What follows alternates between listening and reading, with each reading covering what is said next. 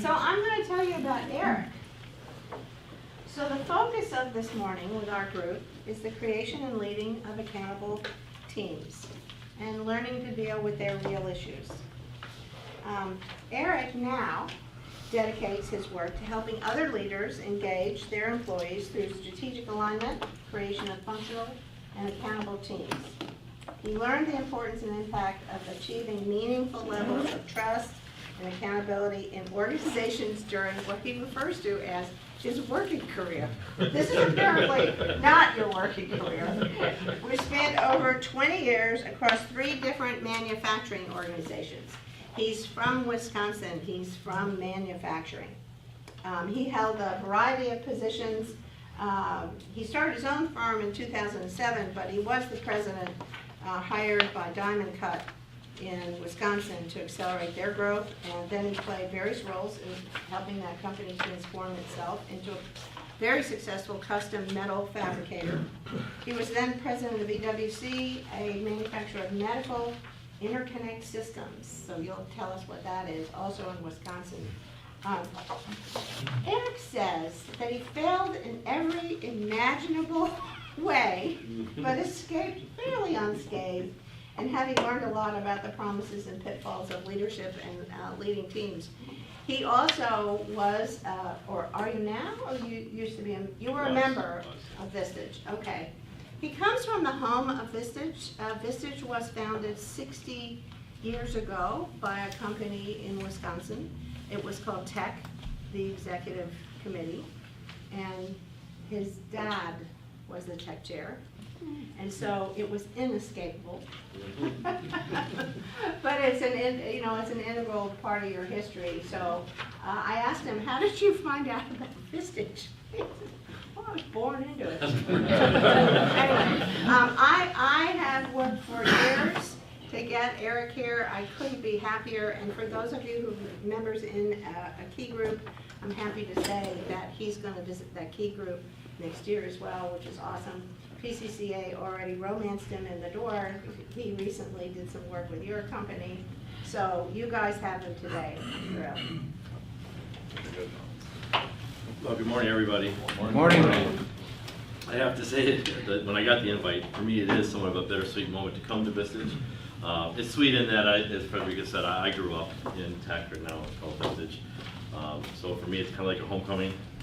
Unlike most of you who had normal childhoods, I didn't, and my dad was a chair, and it made for very boring dinner conversations. But all I can ever remember thinking was, who would ever want to be an executive? It sounds horrible. And then I got in the real world, eventually joined a tech group, and my group was awesome. I mean, they kept me from jumping off the cliff at least 2 or 3 times. So I am forever in debt to Vistage, and it's a wonderful place full of wonderful people. So it's truly an honor to be here. But I also have to confess, it brings back another somewhat vivid memory for me. My dad retired when I was in my late 20s. And at that point, I was hard charging my way up the organizational chart, wanting to become somebody someday. And the gentleman he chose to take over his 3 groups would call me up once or twice a year, take me out to lunch, kind of coach and mentor me, kind of the favorite of my dad, I think, more than anything else. And I will never forget the day where I asked him, I said, Jeff, I just don't know if I have what it takes to really be a good leader in this world. I mean, what happens if I just don't have what it takes to become a leader? And Jeff, without batting an eye, goes, well, simple. Then you become a speaker. 27,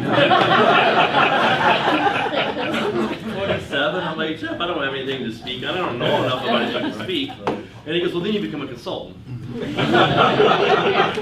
So here I am, obviously failed in my tour of duty as a leader. But I do want to share with you all the things I've learned about teams. And just know that I have a fairly contrarian perspective around teams.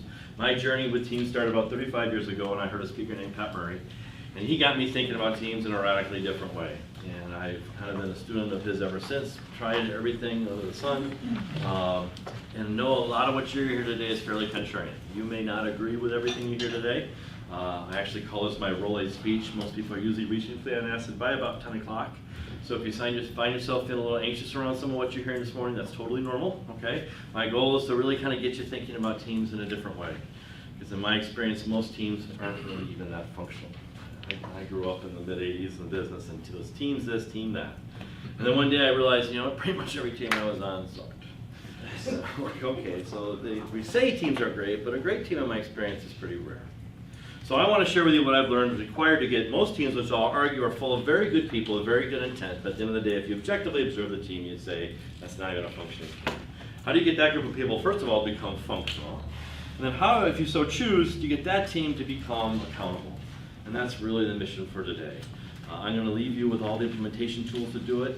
In your handout, we're only going to get about halfway through it, so don't find yourself feeling too anxious if around 11:30 you're like, oh, we're only halfway through. The last half is entirely for you to take home. It's kind of an implementation process or plan or questions to challenge you and allow you to do this once we leave. It'll cover materials that I won't have time to get to, but my goal is that you walk out of here today with everything you need to go use this stuff. Okay? Last request, please raise your hand, ask questions, challenge me. We're going to have some fun. I'm not going to show you a single PowerPoint. We're just going to kind of go on a journey together. I'm going to throw out lots of questions, just shout out the answers, and let's see what we learn. I do this because this is my way of paying back. I'm forever indebted to Vistage, so I want to be able to share all the things I've learned along the way. Final note, I will tend to talk in extremes. I'll make the world sound very black and white. I used to live in the world. I know it's gray. I get that. You got to round me down a little bit. I'm just trying to illustrate points, so just know that as we go in. So let's jump in. If you go to the first page, I want to start by talking about teams within the context of organizational structure. And I want you all to pretend for a second that you owned your own company and this was your org chart. Everybody in your company reported to you. What would you like about that? What would be nice about having everybody report to you?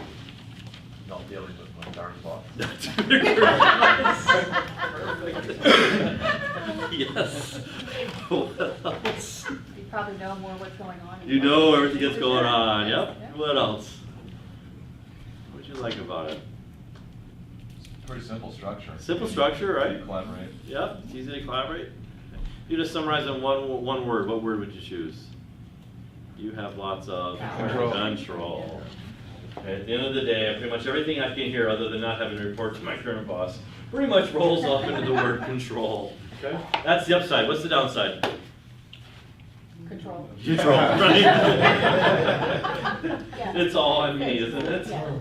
Well, as companies get bigger, we start to take on an organizational structure that in some fit, form, or fashion is going to start looking something like this.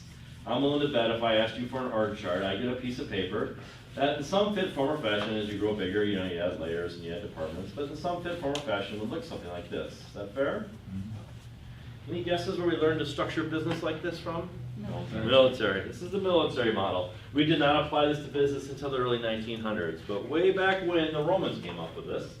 And in the military, you have generals, you have officers, and you have soldiers, right? Down here we have the enemy. So what's the role of the general besides stay as far away from the enemy as they can? What do the generals do? Strategy. Strategy, right? Their primary job is to do the thinking. What's a good soldier do? Follow orders, right? I want you to think, but not that much. Your primary job is to do the doing. So if the role of the generals do the thinking, the role of the soldiers do the doing, what's the role of all these officers? Lead. Lead, okay, so what do they do to lead? They've got to help translate the Yes. thinking of the general into the action. Yeah, they translate the thinking into action, and then what do? Implement, right? And how do they do that? Stick. Communicate. Let's communicate. They have to tell the soldiers what to do. So they translate the action and then they do the telling, don't they? Their primary job then is to tell the soldiers what to do. After they tell them what to do, what must they do now? Show, lead by example. Lead by example, yep. What else? After I've told the soldiers what to do, what do I have to do? Make sure they do. Verify. I think these people exist to hold these people accountable. In fact, I call this whole structure the hold accountable model. And I think we create this structure because it allows us to manage accountability. So I want to start by talking about what does it mean to be accountable. As soon as I became a supervisor, one of the very first things I was told is, Eric, your job is to hold them accountable. Sounds great. How do you do that? Okay. So let's just start with a basic definition of accountability. And I'll start with a simple statement. That statement being, if I'm doing what's expected of me, would it be fair to say that with regard to that expectation, I'm being accountable? If I'm doing what's expected of me, with regard to that expectation, I'm being accountable. Fair statement? Yes. Yes. However, if I fall short of that expectation, I think I can act in one of two ways. I can act in the way you say is not very accountable, or I can act in the way you say is accountable. You've seen both behaviors, haven't you? What does non-accountable behavior look like? What does it look like when someone's not being accountable? Excuses. They make excuses. What else do people do when they're not being accountable? Hide it. They hide it. What else? Spin it as a win. Spin it as a win. Yes, you guys have seen this before. What else? Blame. They blame others, right? Corporate coat of arms. Okay. But those are all non-accountable behaviors, right? You guys are all accountable. You wouldn't be here otherwise. What do accountable people do when they fall short of expectations? They admit it. They admit it, and then what? Correct it. Fix it. I think it's that simple. I really think that's what it means to be accountable. Accountable people, when they fall short of expectations, take ownership and do something different until they get it fixed. You guys, when I go golfing, I'm accountable. I stand on the first tee box. I know it's expected. I've seen it on TV. 300-yard drive right down the middle, right? I swing away. Ball goes off to the right, usually the wrong fairway. On the next tee box, do I try and do what I did in the first tee box, or do I try something different? I try something different, don't I? I buy a new driver, aim left, change my grip. Okay, this time I swing away and it's a 50-yard worm burner. On the next tee box, do I try and do what I did in the last tee box, or do I try something different? I try something different. And I'm going to keep trying something different until I get that stupid 300-yard drive. That's what it means to be accountable. So if we can agree on that definition, my question then becomes, how do you hold someone accountable? What are the steps required to truly hold somebody accountable? What do you do? I know there's no right answer, but what kinds of things do you have to do to hold someone accountable? Introduce numbers. Introduce numbers, right? For all the CFOs in the room. We got quick metrics. Yep. What else? Consequences. We have to put consequences in place. What else? Make sure they understand. Make sure they understand what needs to be done. Set clear expectations. What else? Rewards. Rewards. What else? You think about it, we've done pretty much the setup, right? We set clear expectations, we make sure they have what they need, we put measurements in place, we set the consequence, we give them rewards. Check in. Yeah, you have to check in, okay? And if at this point we discover they haven't done it, they haven't met the expectations, now what might we start to do? Do it ourselves. We do it ourselves. What else? We change the goals. What else can we do? You coach them. Coach them, right? Challenge them, question them, coach them, train them, right? Beg them, threaten them, cry, right? Pray. And if none of that works, then what do we start to think about or do? New hires. New hire, right? We give an ultimatum, and if that doesn't work, we liberate them and get a new hire, right? I mean, isn't that pretty much the process? Some fit, form, or fashion. We set clear expectations, we make sure they have what they need, we put measurements in place, give them feedback, we'll help make sure they understand the consequence of the reward. None of that works, we beg, we threaten, we coach, we challenge, we train, we do it ourselves, we pray, we cry, we do whatever we can. None of that works, we get frustrated, give an ultimatum, if that doesn't work, we liberate. So I did that. Went back and I did all those things until one day I asked myself, at what point did I ever really hold them accountable? You can certainly argue I held them accountable when I fired them, right? But up until that point, who really had the accountability? You did. I did. I've come to believe this is one of the biggest myths in business. We use this term all the time, but I don't think you can do it. You know what I hear when someone says, I'm going to hold you accountable? What I really hear them saying is, I am taking the accountability from you, and I now have it. Think about it. Who's setting expectations?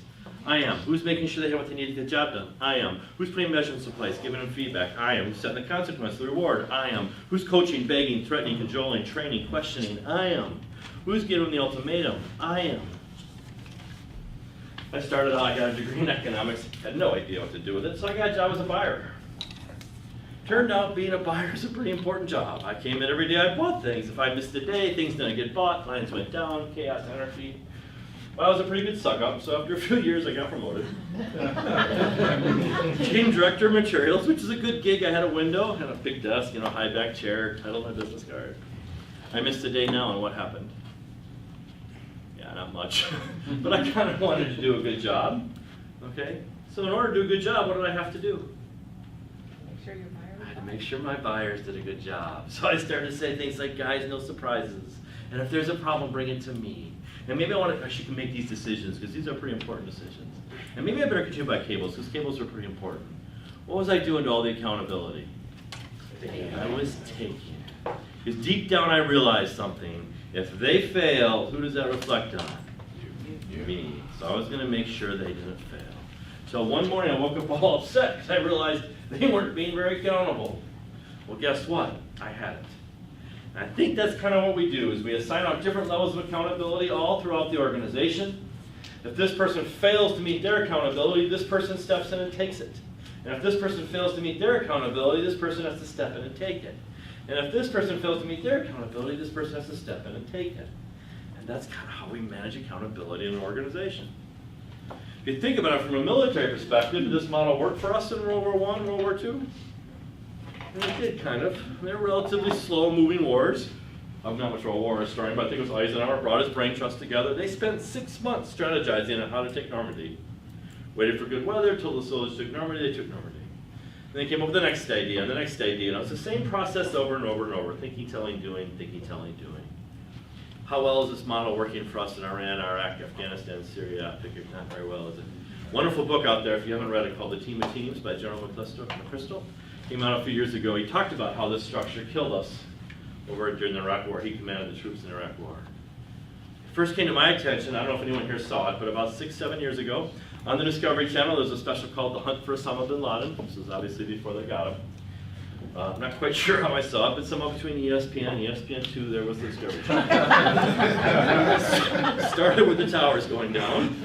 I don't know if you guys remember, but within 2 weeks of the towers going down, the government came out and said, we know who it is. It's this guy named Osama bin Laden, but don't worry, we're going to go get him. And all I remember thinking is, I'd never heard of him, but I went to bed that night not very worried. Well, according to this documentary, turns out over the next 4 years, on 3 separate occasions, someone on the front line found him. And what do you think the very first thing this person did was once they found him? And this person started asking questions like, are you sure? Yeah, I'm sure. Who's he with? He's with Tom, Dick, and Harry. And basically they documented all the information exchange went back and forth until this person had all the information they needed. Guess what they now did? Well, that went up. And then we had more questions, we had to get more answers. Okay, and that's this person all the information they needed. Guess what they now did? And then went over here, and then down here, and up here, and down here, over here. I'm not making this up. And in all 3 instances, the exact same thing took place. It took us so long to gather all the data, process it, develop a plan. By the time we went to go execute the plan, too late. At the end of the show, there's a lieutenant colonel who was irate to the day. He's like, we had him. We had him isolated, visually verified. He was right near the border of Pakistan. And we knew if he crossed that border, we'd lose him for a long time. And it took the White House 3 weeks to give us permission to get him. And we lost him. And I got to thinking that's not much different in business, is it? Because in business, instead of generals, we have CEOs. Instead of officers, we have middle managers. Instead of soldiers, we have frontline employees. And instead of an enemy, now we have a customer. I'm glad you laugh. Sometimes people laugh. I'm like, that's funny. Kind of true. And it's much the same structure, isn't it? Thinking, telling, doing. But I think in today's world, which is moving faster, at least I'll speak for myself, I found myself wishing that these people would do more than they're doing. I wish they'd take on higher levels of accountability and responsibility. I wish they become more customer facing. So I started preaching customer delight. I actually created a customer gift card where I give away gift cards to our employees who did cool things on behalf of our customers. Okay? That didn't work, so I came up with my customer delight program, and that didn't work. And I came up with my next half-brain idea, and none of them ever really seemed to make the desired effect. Till one day I had an epiphany. My epiphany was this.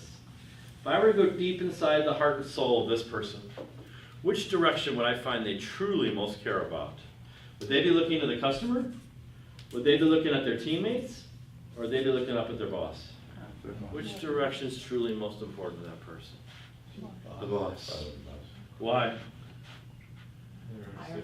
That's my security. That's the person that controls whether I keep my job when times get tough, or helps me get a raise, or takes my accountability away when I don't get it done. That's the person whose expectations I need to understand and meet. So all these people are looking up to their boss at the end of the day, aren't they? What direction is this person looking? Same thing. They're all looking up to their boss. You better be looking both ways. As are these people. So where is everyone's collective rear end facing? This structure creates very upward-looking organizations, which as a leader I like, because it gives me a semblance of control. But it's also not very fast, it's not very efficient, and it's not very agile or customer-facing. So the question for me became, how do you change that? How do you create an organization where you can start moving accountability down into the organization, get them to start focusing on the customer, and stop looking up at me? And I stumbled on the answer. The answer I discovered is, if a team can become accountable to each other, They will start to figure out who their customer is, whether it's internal or external. And when things go wrong, rather than look up at the chart, they will look to each other to address the issues. And as that happens, everything changes. So that's what I want to show you how to do, or at least what I believe was required to get a team to become accountable. While we talk about it, very rarely does it happen. At the end of the day, the leader tends to have almost all the accountability. How do you get that team to truly become accountable? Good. Two really big lessons I need to get on the table right up front. They're kind of obvious, but it took me way too long to figure these out. First lesson is this: leading a team is different than leading an accountable team. I want you to pretend for a second all your team is truly accountable. So you're leading a very accountable team. They know what's expected of them. If they fall short, they get together, they address the issues. They're not banging on your door every day asking what to do. Can you imagine having a truly accountable team work for you? What would you like about that? What would be nice about having a really accountable team? What? Play more golf. I get to play more golf. I get to work on that stupid slice, right? What else would you All like good about it? ideas. There'd be more better ideas. Don't you think they would outperform the old model? Yeah, I'm not the only one doing the thinking. What else would you like about it? Happy customers. Happy customer, all right. Better results. Better results, no question. Okay. Much better. Much better. If you really think about it, there's a lot of advantages of having a truly accountable team work for you. What's the downside? Loss of control. You start to lose control. And for most leaders, that's terrifying. As I work with organizations every day, I will tell you there's the single biggest challenge to getting teams to become accountable is the leader's inability or unwillingness to let go of control. I spent years trying to get my team to be accountable, but at the end of the day, I wanted all the control. And I finally realized that you can't have both. The degree with which you want your team to become truly accountable is the same degree with which you got to get comfortable losing control. It's not so easy. Has anyone here ever coached a sport or an activity? Football, wow. Who else? Soccer. Soccer? Football? Soccer? Well, lots of talent and courage in this room. I do not have that talent or courage. I'm a parent. I know what other parents say about you. I love talking to coaches because I think it's really hard to be a good coach. And I think there's a lot to learn from coaching. And invariably, however, I will hear from every coach the same thing. They'll all say at some point, you know, Eric, during the game, it's a pretty helpless feeling. You kind of want to just run out there, tell them what to do, or do it for them, but you can't. You guys saw it last year. I forgot what it was early in the season, but the Texans were down by like 5 points. Osweiler was actually driving the team down the field. He got down to like the 15-yard line. There's a minute left in the game, and it was 4th and 6. Well, Brian Byrne, the last time out, ran out in the field and said, guys, this is it. If we don't get a first down here, we lose the game. This is the most important play of the whole game. We've got to get a first down. In fact, this is so important, me and my assistant staff here, we're going to put the football gear on, and we're going to come out and we're going to run the next play. You guys remember that? I probably lost you once I said Oswald was driving the team. It doesn't happen, does it? But could you imagine if it did? Could you imagine if every time it was a critical play, the coaching staff kind of came in and took over? How would you start to feel as a player? Useless. Useless, not needed, undervalued, right? But that's a silly, facetious example. That doesn't really happen, does it? Except in business. When I gotta land the order, I gotta get this done on time, what do I tend to do as a leader? Jump in, and I take it. And as my team becomes more accountable, it's not as easy to jump in and take it. And that's hard sometimes. Okay? Coaching doesn't work for you, think parenting. At some point you kind of lose control, right? I have a 15-year-old daughter and I'm rapidly losing control. Pretty much lost it all 15 years ago, but it's part of the deal, isn't it? You just gotta let go a little bit. Second lesson is that being on a team is different than being on an accountable team. It's a different experience. I'm going to redraw this because it's getting a little messy here. And I don't mean this to sound as dramatic as it does, but in a lot of ways I think this structure creates a lot of what I call parent-child relationships. I'm the boss, I'm the parent, you're the employees, you're the children. I tell you what to do, you do a good job, I pat you in the back, you don't, I slap your hand. And that's kind of the dynamic we create up and down the organization. And within that structure, if I'm here, and I start to have difficulties with my teammate over here, invariably, what am I going to do to get that issue addressed? I'm going to mom, right? Mom solves the problem, awesome. Next time I have a problem, what am I going to do? Going to mom. And I will keep going to mom until the day mom fails to meet my expectation and solve the problem. At which point I start to realize mom doesn't walk on water, start to turn on mom, and eventually I go to dad. Do the same thing to dad till dad fails me as well, and then I go to grandma. That's kind of what we do. However, if I create an accountable team, and I'm here, and I'm struggling with my teammate over here, what do I have to do? Go to jail. I gotta go talk to my teammate. That's called being an adult. It's an easier or harder to be an adult. It's harder. Love my 15-year-old to death, but her toughest choice every day is Pokemon Go or Candy Crush or whatever it is, right? It's a lot more rewarding, okay, to be an adult, but it's harder. So I always tell people, the good news is you get to be accountable and responsible. Bad news is you have to be accountable and responsible. And I'm gonna promise you, you're gonna have Harvey. Harvey's really good at what Harvey does, but Harvey doesn't wanna play like an adult. So I'm gonna give you the tools that will help you with Harvey. But if Harvey doesn't come around and you want this, Harvey can't stay. And I don't care how good Harvey is at their job. So just going into it, there's a higher level of adulthood that's required. Bless you, a loss of control on your part.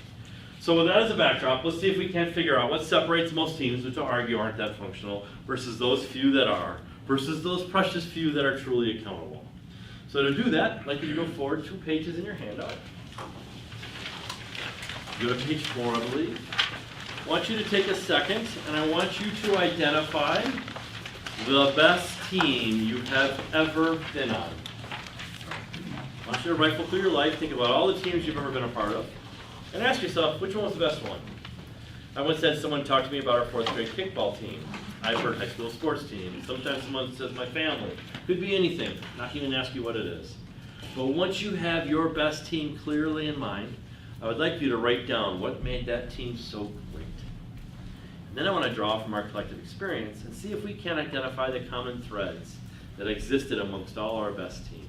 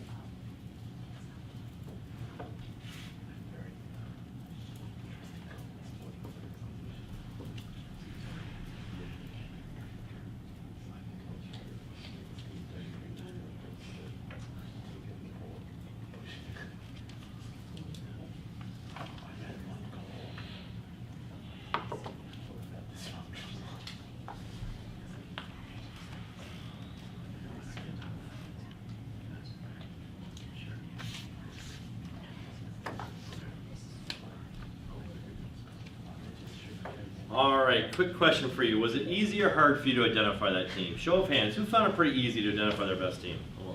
Almost everybody.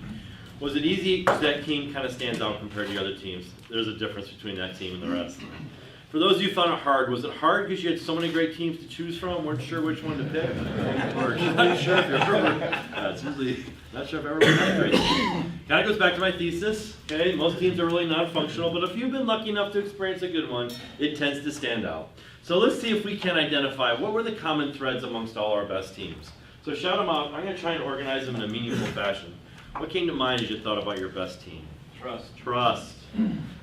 What else? Engagement. Engagement. We were engaged. Respect. Respect. Delegate. We delegated. What else? Understanding each other's roles. We knew each other's roles. We knew our own and each other's roles. What else? Common goal. Common goal. What else? It was fun. Camaraderie or closeness? We were, what about the? Camaraderie? Camaraderie. Yep. You're gonna make me spell that, aren't you? Okay, what else? And have the tough conversations. We had the tough conversations. Talk to me a little bit about that. Where did those tough conversations take place? Subgroups, bathrooms, hallways? Or did sometimes they take place with the whole team present? Whole team. Whole team. How Every many of you time. go back to your best team and say, yeah, there were times we had some really tough conversations, and some of the times everybody was there? Show of hands, I need a feel for how many of you have experienced this. Quite a few. Okay, good. This will make it easier. What else? Vulnerability. Vulnerability. Put that in 2 places. What else? What else? We were given a chance to develop. We were given a chance to develop. Those are 2 places. All right, what else? I can put that here. What else? Say action focused. We're action focused. What else? Take risk. We took risks. I think a good team balances each other out, and well, they know each other's weaknesses. We knew Like, each they other's know- strengths and weaknesses. All right, what else? It was fun. It was fun. We had fun. What else? Enjoyed success. We enjoyed success. What else? Depended on each other. We depended on each other. What else? Speed. We were fast. Put that here. What else? We had a passion for what we were doing. We were passionate about what we did. What else? We got further than we would have alone. Yeah, some of the many we overachieved individual performance. What else? They were skilled. Ah, we were skilled. We were good at what we did. What else? Willing to learn. We were willing to learn. Okay, anything else? It stretched beyond our boundaries. We stretched beyond our boundaries. So, within our role or just as results? As a result. As a result, okay. All right, what else? We celebrated our winning record. We celebrated. What else? Shared knowledge. We shared knowledge. What else? Mutual respect. Mutual respect. Got it. Okay, what else? About shared accountability to win or lose. Ah, shared accountability. All right, because I'm running out of space. Do we get all the big stuff? Anything else you want to get up there? Okay. I was once given this presentation. Someone raised their hand at this point and said, you know, Eric, you have the handwriting of a serial killer. So ever since then, I made a point to put everything in the handout. You won't have to read anything I write. So if you turn the page. Yeah. I can almost always take everything I hear and put it into these 6 categories. To the point I'm pretty convinced these are universal truths. So what I'd like to do is I'd like to work through each one of these, and I'd like you to ask yourself, did I have this on my best team? I also want you to ask yourself, do you have this in your current team? All right? Starts with a clear and commonly accepted purpose. Go back to your best team. Did everybody in that team know exactly what they were there to achieve or accomplish or do? I'm willing to bet that's true. I'm also willing to bet your current team doesn't. Even though I know a lot of you are doing EOS, I will make this bet with you. Okay? The next time you're together with your team, I want you to start the meeting out. I want you to have everyone pull out a blank sheet of paper, and I want you to ask them to write down what they think the purpose of your team is. Not the organization. What is this team ultimately accountable for? What's our purpose? If the answers come close to matching, call me. I will buy you dinner, restaurant, your choice. I'm in Houston a lot, so this is easy to do. Plus, I can write it off, so it all works out. Okay. If they don't, of course, you have to call me to buy me dinner, restaurant, my choice. Okay? I'm very serious about this. Okay? Worst case, you get a free dinner from me. Best case, you're going to have a very important conversation. And I cannot tell you how often as I work with teams, I discover a lot of the issues stem from the fact that we're not in agreement around exactly what we're here to achieve. It is the starting point, but more often than not, it's not in place or it's overlooked. So I really, really want to encourage you to do it. It's my belief that if you're the leader, it's ultimately your responsibility to decide what you want the team to be accountable for. It's your call. So I'd probably go into that meeting with the answer in your hip pocket. But I really encourage you to do the blank sheet of paper exercise. It's a very enlightening, eye-opening experience. And who knows, it may have some thoughts that you didn't think about. Secondly, if you go back to your best team, you'll realize you had measurements. You had some ways of gauging whether or not you were achieving your purpose. Even if your best team was a softball rec league and your purpose was to have fun, you knew whether or not you were having fun or not, right? Or maybe it was wins and losses. Yes, sir. When you go into purpose, Yes. are you saying, you're talking only strictly that one team? Only that team.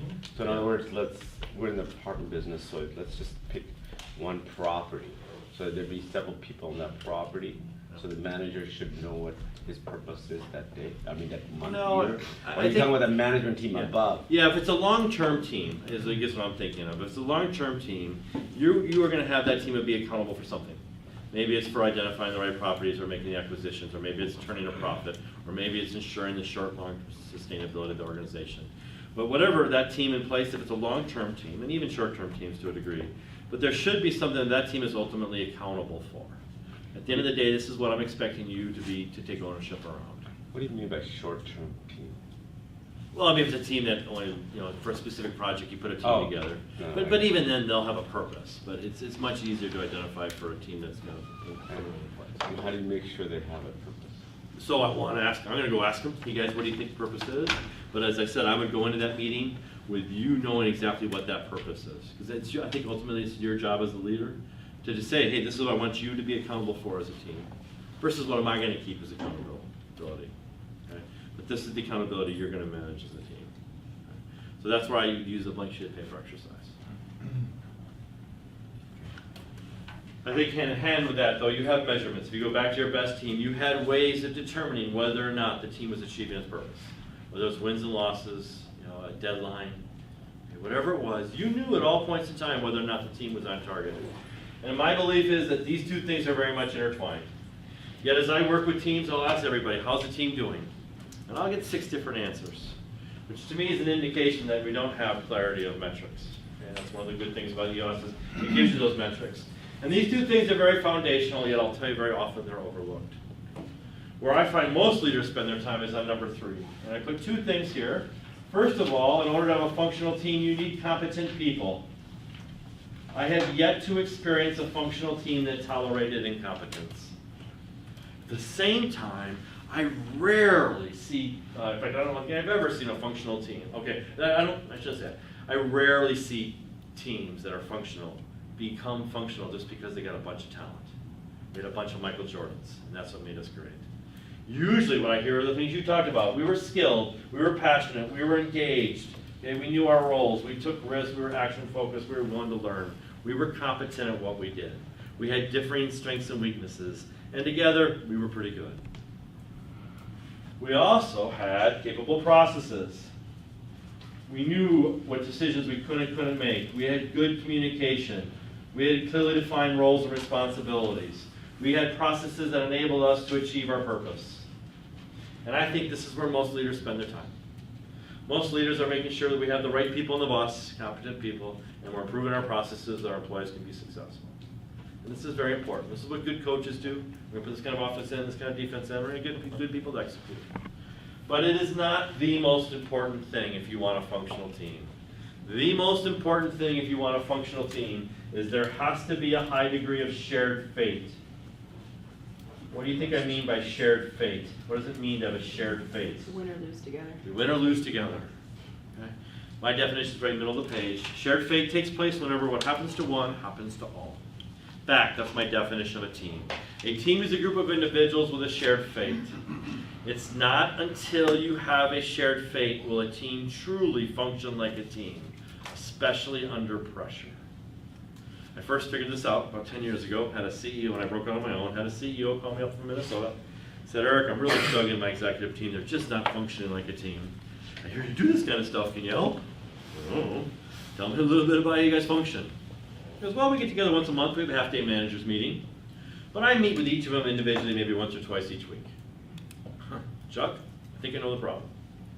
Problem is you're not treating them like a team. Imagine I'm the CEO and this is my brain trust right here. Okay, so Jim's got sales, Patricia's got operations, John's my IT guy, and Chris has got everything else. Okay, so this is my kind of brain trust. And I'm looking at the reports and I'm realizing, oh my gosh, sales are dropping off the charts. So I do what a good CEO does, bring my brain trust together, turn my vice president of sales, Jim, and I rip him to shreds for the first 10 minutes of the meeting. Deep down, what are the rest of you thinking while I'm doing this? Well, not Jim. Thank God I'm not Jim. Versus, I bring my brain trust together and say, guys, we set a budget of 48 million. We're on pace to do 39. I need you guys to get your act together and get the ship righted, or we're going to start engaging in some serious cost reductions. And I might just start with this room. Now, how do you feel? I'm not saying that's the right thing, but do you feel the difference? So often I walk into a team and say, you got ABC, you've got XYZ, you got DEF. I have a problem with DEF, I talk to you. And then I wonder why I don't have a team. In order for a team to function like a team, there has to be a real and meaningful shared fate. Any former military personnel in here by chance? Anyone serve any of the armed forces? Okay. What's the first 3 months called? Boot camp. And what do you think they do during boot camp?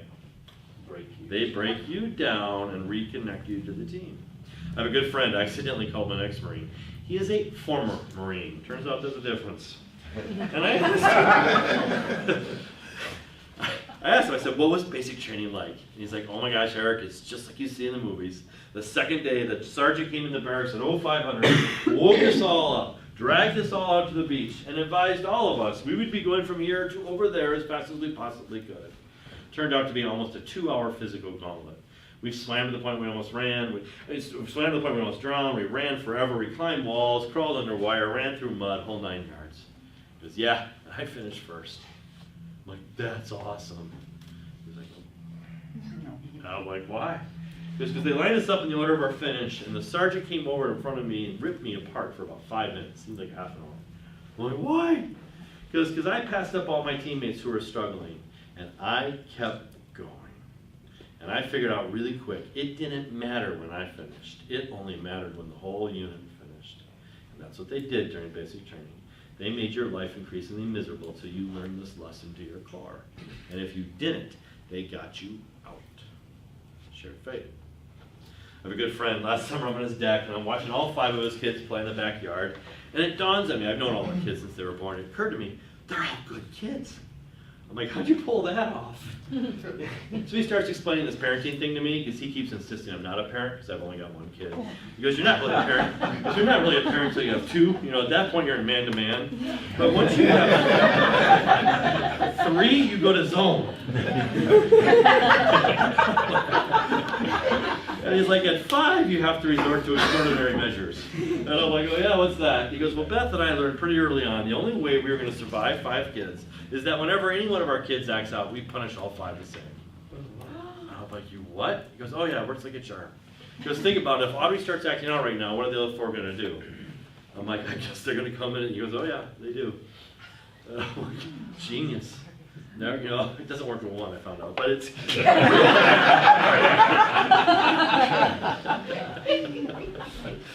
But, you know, he goes, they really do look out for each other, you know. And my first thought was, that's crazy. He goes, no, that's called shared fate. That's what you teach. Right? And I will tell you, in order to get a team to function, I mean, think about it. Go back to when you were on a sports team. If someone was late for practice, who ran? Everybody. Shared fate. It's creating that mentality of it's all for one, one for all.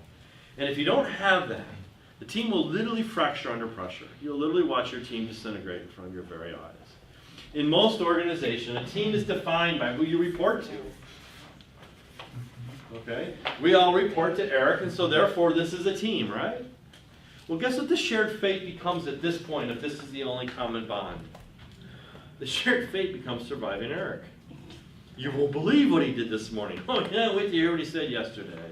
And those become the conversations that gel that team. My first boss out of college was a guy named Don.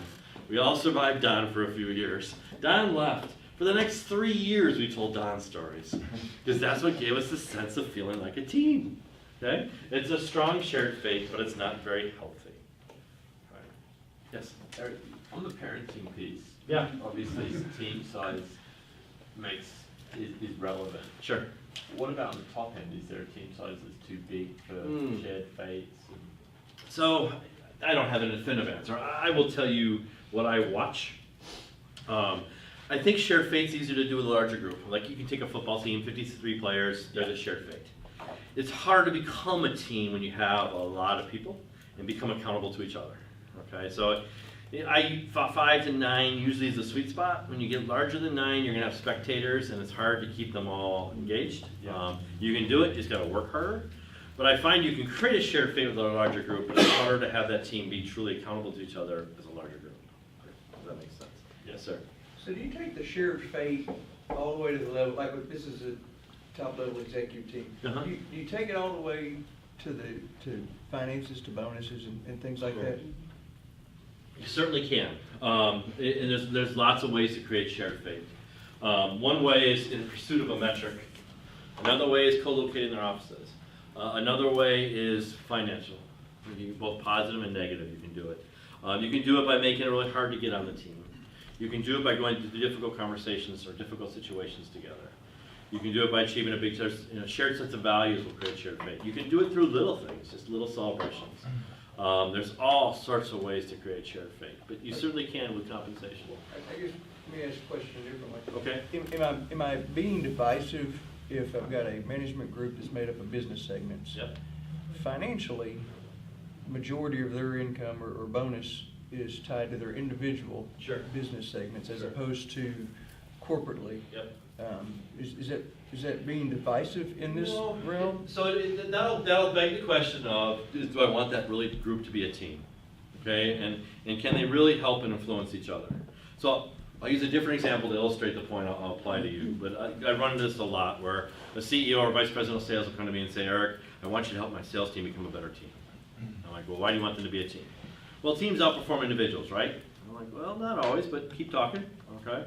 Well, I got 4 salespeople, so I'll pick up people. So Dane is my sales manager in the north, and Jeanette, that's a pretty name, is my sales manager in the south, and Frederica's got the east, and Mark's got the west. So I have four salespeople, and they all make commissions based upon the sales they generate in their respective geographies. I'm like, okay, you want them to become a team? Yeah. Take their bonuses, add them up, divide them by 4, pay them the same. Oh, I can't do that. Dane's my rock star. Janetta's brand new. Dane's going to be giving money to Janetta that Dane earned. That's not fair. Do you want Dane helping Janetta? If you do, then you can consider this. If you don't sweat the team thing. I want you to be a rock star in the north. I want you to be a rock star in the south. I want you to be a rock star in the east. And if that's the point, then I'm not really going to try and create a shared fate amongst them. So the question I have for you is, do you really want, are they really a team? Is there really a shared fate? Do you want them helping each other? Do you want them challenging each other?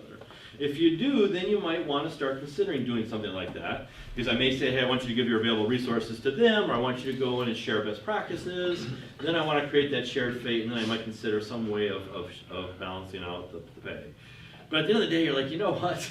I want you guys to be great, and you guys to be great. I don't really care if there's a lot of that, then I probably wouldn't. And I wouldn't sweat the team thing as much. Does that make sense? Okay. And that's kind of the starting point. Yes? Why would you, and maybe you're just using this as an example, why would their contract be the same? It doesn't have to be the same. I'm just using an example. Yeah. Again, I'm trying to illustrate points. Okay. You don't have to go all the way. You can do a little bit. Okay. The more you do, the more the shared fate. Okay. And you think about from a military perspective, everything they do is creating shared fate. They cut your hair off. They make you wear the same thing. I mean, everything's about creating it. It's to an nth degree, but there it's life and death. You know, at work, I don't need to go to that extreme. Okay, so it's not going to be that. That's the point. All right. Does this make sense? Does this resonate in your experience? I will tell you, in order to have a functional team, you need all 4 of these. I honestly have never experienced a team that I would argue is functional that didn't have all 4 of these. And of all these 4, this is the most important. This is the engine that makes a team. You have no chance of proceeding to an accountable team unless there's a real and meaningful shared fate. Your job as the leader is to dial up the shared fate if you want the team to be a team. Okay? But you can have a functional team, but all the accountability can still rest with the leader. If I want to start moving the accountability down into the team, all the magic and all the heartburn is in number 5. Because what you're going to find on accountable teams is that all real issues are dealt with by the group. The definition of a real issue is in the bottom of the page. A real issue is any issue that affects the team's ability to achieve their purpose. So whatever I'm asking the team to be accountable for, those issues that get in the way of them achieving that accountability have to be dealt with by the team. Good news is most issues aren't real. Okay? Someone's got bad breath. Do we need to bring the whole team together and talk about their bad breath? Probably not. Okay? But if someone's not equally investing in the team, is that going to affect their ability to be successful? If someone is not behaving by the values and standards which we agreed to, is that going to affect their ability to be successful? Yes. How about this one? What if someone's not meeting performance expectations? Is that going to affect their ability to be successful? Yeah. I don't know about you. When I got into business, one of the very first things I was told is, Eric, you praise in public and criticize in private. Where are most performance reviews held? Private. In sports, where are performance reviews held? On the field. On the field. Go back to your best team. Ask yourself, when real issue arises, when something got in the way of us being successful, did you guys ignore it? Did you talk behind each other's back? Did you wait for the leader to resolve the issue? Did you shout up? No. You talked to each other. Sometimes you did it one-on-one. Sometimes you did it together as a group.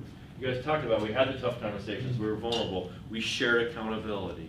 If you want the team to be accountable, this is what needs to take place. Yes? How do you start that when you have someone, they're very prideful and they're a scientist, they're an expert at what they do? How do you have tough conversations about their area when everyone else on the team knows that they're more sensitive to it? That's basically what I'll spend the rest of the morning talking about. So Okay. hold on to that question. If I don't give you an answer by the end of the day, you can come back to it. Okay, is that fair? But to give you the answer, I need to talk for about 2.5 more hours. That's a great question. It's a very good question. You will find, okay, accountable teams take on their real issues together. That's what makes them accountable. Okay. The good news is, once you do this, once a team starts to do this, you get to step 6. And step 6 is the ultimate outcome. And the ultimate outcome for me is there's an individual commitment to each other's success. It's what I call the we is greater than the I. Go back to your best team. When you're on your best team, did you care just as much about your teammates' success as you did your own? Everyone's nodding their head. Yes, you did, didn't you? When you get to this point, you become your competition's worst nightmare. Okay? I don't know how to explain it, but the team just develops a swagger of bring it on, we can handle anything. Because I got your back, you got my back. And I know no matter what comes our way, we've got this. Okay? You just kind of have this edge of we're going to take over the freaking world. And that's when teams do extraordinary stuff. And that's when you get all the things you talked about. We had real trust for each other. We respected each other. There was camaraderie. We were vulnerable. We depended on each other. We moved fast. And we overachieved what we could have individually. That's when a team truly performs. Okay? Problem is, I've yet to figure out how to walk into a team and say, okay guys, starting tomorrow, 8 o'clock Central Time, I want you all to care just as much about your teammates' success as you do your own. Go. Doesn't really work that way, does it? The only way I know to truly and effectively long-term get there is to go through all these steps. But I promise you, if you do, you will get here. Good news is, these 4 aren't that hard. It just takes time. I gotta make sure we got clarity of purpose. I make sure they know what they're accountable for. We have to have measurements that tell us whether or not we're achieving. So we know whether or not we need to do something different. I need competent people and capable processes so we can pull it off. And I need to create a real shared faith because that's what's going to make the team function like a team. Once I got that, now I got to get them taking on the issues that are going to affect their ability to be successful. And once they do, you get this. Yes, sir. You were implying a few minutes ago that individual annual assessments should be done as a group?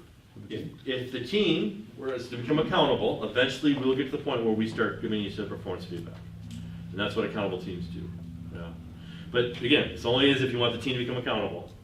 If you don't, then the leader has the accountability, at which point performance reviews are done me and them, because I have the accountability. But if they're gonna start being accountable to each other, then yeah, they're gonna do it. And we'll talk about that a little bit later. Yeah, yes, sir. So if you have, or many of us have dashboards where we're measuring weekly or whatever where performance is going, Uh-huh. that measurement, would it automatically get to your purpose? If they're good measurements, okay? So sometimes we have measurements that measure the business, but that may be different than what the team that's in the room is accountable for. If that makes sense. So I'm not saying that's bad, but once you clearly know what the team's accountable for, then I want to have a set of metrics, a dashboard, for that team. Because I know if you're hitting on these metrics, you're achieving your accountability, you're achieving your purpose as a team. Right. Sometimes I'll walk in and the metrics that the team is dealing with are transcend the influence of that team. Okay, which can be frustrating for the team because now I'm asked to be accountable for something that's outside the scope of this team. Okay? But they should, in theory, be the same. Yes. Should they have a verbal, like, okay, let's say you have a metrics, Yep. a dashboard of any type. Yep. Should you have a written, they should have a written purpose too, Yeah, I think that'd be helpful. per team, per, Yeah, every team should have very clear of what we're accountable for. And for me, it's short and sweet, but this is defines it. The metrics will also tell the same thing, but a different way. Should everyone on the team have a metric that they're responsible for? No. So you can. I mean, there's no shoulds, okay? I used to live in a world of it should be this way. So I'm not, but I will tell you, if you're not careful, if you want the team to be accountable, we all own these metrics, okay? Now I may have, I may be the sales manager, and the sales metric, at the end of the day, I'm focusing on it most of the time. But when we're together in the room, and we're talking sales, and the CFO better have an opinion, and the HR manager better have an opinion, because at the end of the day, we as a team really affect sales. I may be the one that's going out and breaking down the doors, but what my HR manager does is going to affect our ability to generate sales, as will my CFO and all that kind of stuff. So we own these together. So I really encourage teams to avoid this is your metric and this is your metric. It's our metric. And that's why I jumped on it. In the companies that you consult with, how many of those teams, or how many of those companies and their leadership teams is the compensation tied to the team? On a percentage, just rough guess. Because I think with EOS, a lot of us collectively work through issues, and we may not do it perfectly, but I'd say for the majority of us, probably the missing component's the compensation piece. Yeah, I'd have to really think about it. I'd say 50-50. I think it can certainly help. You don't have to do it. I've watched it help. I've also watched it hurt a little bit. It's interesting.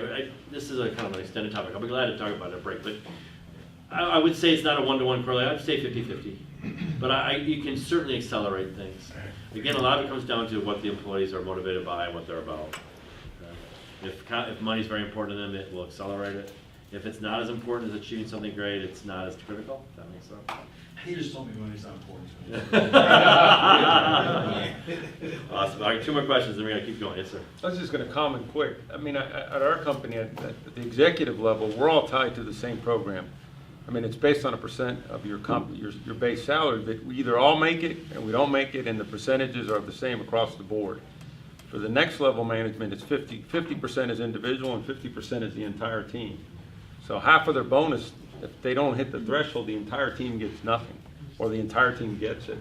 I think it works well for us, especially at the executive team, because we're all, all of Mark's, we're all focused on hitting the number together and working with each other, because we know it's either we get it or we don't get it. It's definitely, the share fate is clear, and at the management level, having half of your annual bonus tied to the team effect works well for us. Cool. It's been that way for a while. Yeah, wonderful. Well, you brought up EOS. I'm just curious, is there any process in EOS that you feel goes against the team or goes against what you're trying to say? Yeah, there's some, but I'm not here to say I'm right. I think what you're going to find today will help you with the missing pieces that exist in EOS. there's no perfect system. I think there's a lot of things about it I like. I just kind of became familiar with it about a year ago, and I find myself agreeing with most of it. It doesn't mean it's right or wrong. It's just, from my experience, I like it. I think it gives you a great framework. It does a lot of things. I think what's missing is a lot of what we're going to talk about today. Same thing with Lencioni. Big fan of Lencioni, but he doesn't really tell you how to do it. You go get the guidebook and all that kind of stuff. So my hope today is to unlock the things that I think are really critical to make it happen. Okay, so I totally agree with his mindset. It just doesn't give you the roadmap to really do it. I think this will help you with AOS too. Because getting the team in place is the first step. But getting everyone to say what they really feel and putting the real issues on the table, that's what makes a team great. And most teams work really hard to not talk about those things. And that's what we're going to get into today. Because what I want to spend the rest of my time on is this. They said these things are pretty easy. Just takes time. This is where all the magic is. It's also where all the heartburn is. Remember I told you in my Relay speech?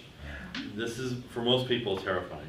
The thought of talking to each other about feedback and talking about those real issues, for most people, makes their stomach go, Argh.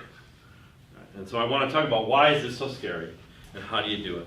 How do you get teams to really say what individuals on teams to say what they really feel? And that's pretty much what I spend the whole rest of the morning talking about. Because that, to me, is where the magic is. So if you guys are okay, I'd like to do like 15 more minutes, and we'll take a break. You guys can hang in there for like 15 more minutes. I want to be respectful to your biological needs as well. Okay. But I'd like to just kind of jump into the next piece, and let's kind of delve into this. And we'll take a break, and we'll come back and get all the good stuff.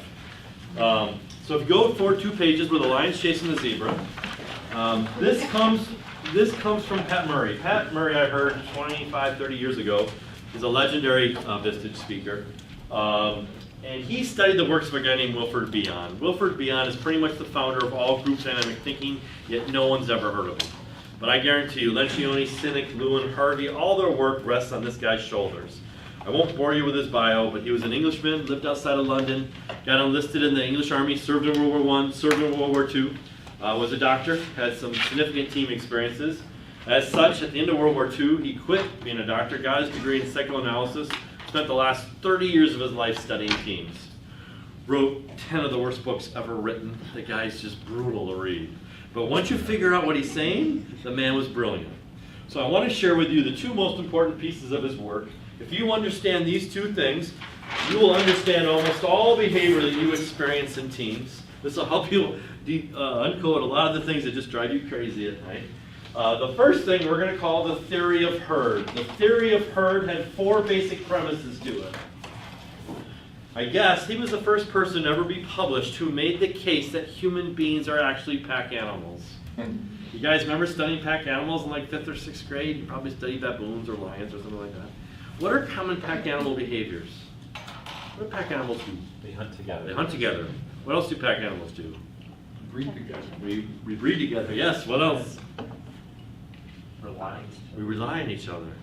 What else do packs do? They have a leader. What? Like fight. They fight. You bet.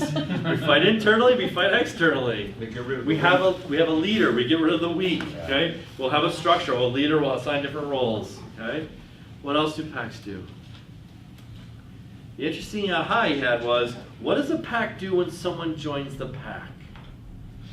They haze them. Someone say hazing? Okay. Like protect. Indoctrinate them. Okay. His term was actually they have an initiation process. And the initiation process has 2 phases. Phase 1 of the initiation process is, are you good enough to get in? Every pack has a way of deciding whether or not you're good enough to get in. Okay, for the military, it's hazing. For gangs, it can be hazing too. Okay. For us, it's called an interview. For sports, it's a tryout. For the military, it's basic training. Every group has some process around which they decide, are you good enough to get in? Once you are in, you move into phase 2, which is called the assimilation phase. What takes place during the assimilation phase? We acculturate them into our norm. Whenever an employee joins your company, the rest of the employees start saying things like, well, you can say this around here, but I wouldn't say that. You can do this, but I wouldn't do that. This is how we roll. And literally, they will start to assimilate the new employee into your cultural norm. Who normalized you first in this world? Mom and Dad. If you grew up in a semi-neurotic Coryell family like I did, you'd see the world a little bit the same way I would, wouldn't you? Religion does it to us. It gives us a context for how we view the world. Your friends did it to you. Your family done it to you. Every place you've ever worked to some degree has shaped who you are. If you think about it, all your values are really a subset of all the different values you've picked up from all the different groups you've been a part of. We do almost all our learning in groups. When one group hits shaky ground, if life at home starts to get a little shaky, we gravitate closer to our friends, our extended family, or our work group. Life gets really scary when all our groups hit shaky ground. And they start to realize just how fundamentally and thoroughly group-oriented we really are. To the point where he makes the case that individual action is actually a myth. Yes, we're autonomous human beings. Yes, we act on our own. But his argument is as we act on our own, we carry our groups with us. And they influence us as we act. For example, when I decide to leave the safety of corporate America and start working for myself, who am I thinking about as I'm making that decision? Your family. Family. This doesn't go well, we're raiding our daughter's college fund or selling the house, right? I may decide I want to be successful in business, so I go back to my 35-year high school reunion next year. I can prove to everybody I wasn't the loser they predicted I would be, right? Yet here's a group of people I haven't seen in 34 years, yet I may still carry it with me. I'll buy cars. A certain part of me says I wonder what other people are going to think if I'm driving that car. Point is, whenever I act, I carry my groups with me. And in order for you to understand me, all you really need to understand is what groups I'm trying to stay in good stead with. Here's the crazy part. Guess what happens when we become disconnected from every group we deem important to us? Guess what happens when, as humans, we become disconnected from every group we deem important to us? Depression. Depression, followed shortly by death. Bless you. Death. We actually die. They discovered this actually at the end of World War I. World War I, you may remember from your history books, was a war of attrition. Okay, massive waste of life. And as such, in Europe, at the end of the war, there were literally thousands of orphanages all across Europe. And the role of these orphanages was just keep these kids alive until they get placed into a loving family. So they checked mortality, and the infant mortality was very low in most of them, except for a few where it was really high. So they went running in trying to find out why are the babies dying at such a higher rate in these few orphanages. They went in thinking it was disease, lack of food, incompetent leadership. Guess what they discovered? Does anyone know? Human touch. Lack of human contact. They were all grossly understaffed. And what we now know to be true is an infant has to be physically held enough during its first 6 to 9 months of life. And if not, the body chemistry of the baby literally turns against the baby, and the baby will perish from a condition called aniclitic depression. That's why they teach you in birthing classes, hold your baby, hold your baby, hold your baby, hold your baby. Because there has to be that connection established and maintained shortly thereafter birth. Okay? It's true for all adults. In rare occasions, they may survive. I actually had a friend who adopted a 3-year-old Romanian boy 19 years ago. They had 3 kids of their own. This is their way of giving back. So they went over to Romania, met the boy. The boy was acting out, clearly going to be a challenge. And the agency said, "Are you sure you want him?" And I'm like, "Oh yeah, no worries. We're going to bring him back. We're going to love him. We're going to give him every opportunity he won't have here." They brought him back. They have loved him. They've also spent about $40,000 on therapy on him. And the last therapist finally diagnosed it. He's got aniclitic depression. He will never have what we would call a functional, autonomous relationship with another human being. The second he gets close to someone he can't trust, so he acts out. In his case, sometimes violently. And we do not know a cure. It's true with us as adults as well, except for as an adult, it's a mental connection. It's not a physical connection. They actually discovered this during the Vietnam War. In fact, we will die from a condition called Musselman's disease. And it's named after the doctor who did the first research on it, which was done during the Vietnam War. In the Vietnam War, if you were captured by the enemy, you were put behind enemy lines into a POW camp, which is true in all war settings. And in a POW camp, you are cut off. There are no phone calls, there are no letters, you are isolated. Horrible, harsh conditions. The Viet Cong did what every country did was, and that's when a letter came, they'd open it up, look for intelligence, and then throw it away. Except in their case, if it was a Dear John letter, you guys know what a Dear John letter is? Mm-hmm. Kids these days don't even know what a letter is, so I gotta explain this sometimes. I'm serious. Dear John Facebook posts. In case you don't know, a Dear John letter is a letter of separation. Sorry, honey, I'm leaving you. Guess what they did whenever that letter came? They gave it to him. Why would you send a Dear John to a POW? I've had that thought. Every time I tell the story, I'm like, how cruel is that? Well, you want to know what the really sad part of this is? You know what they discovered? Almost 70% of them died within 2 or 3 weeks. Wow. Is that wild?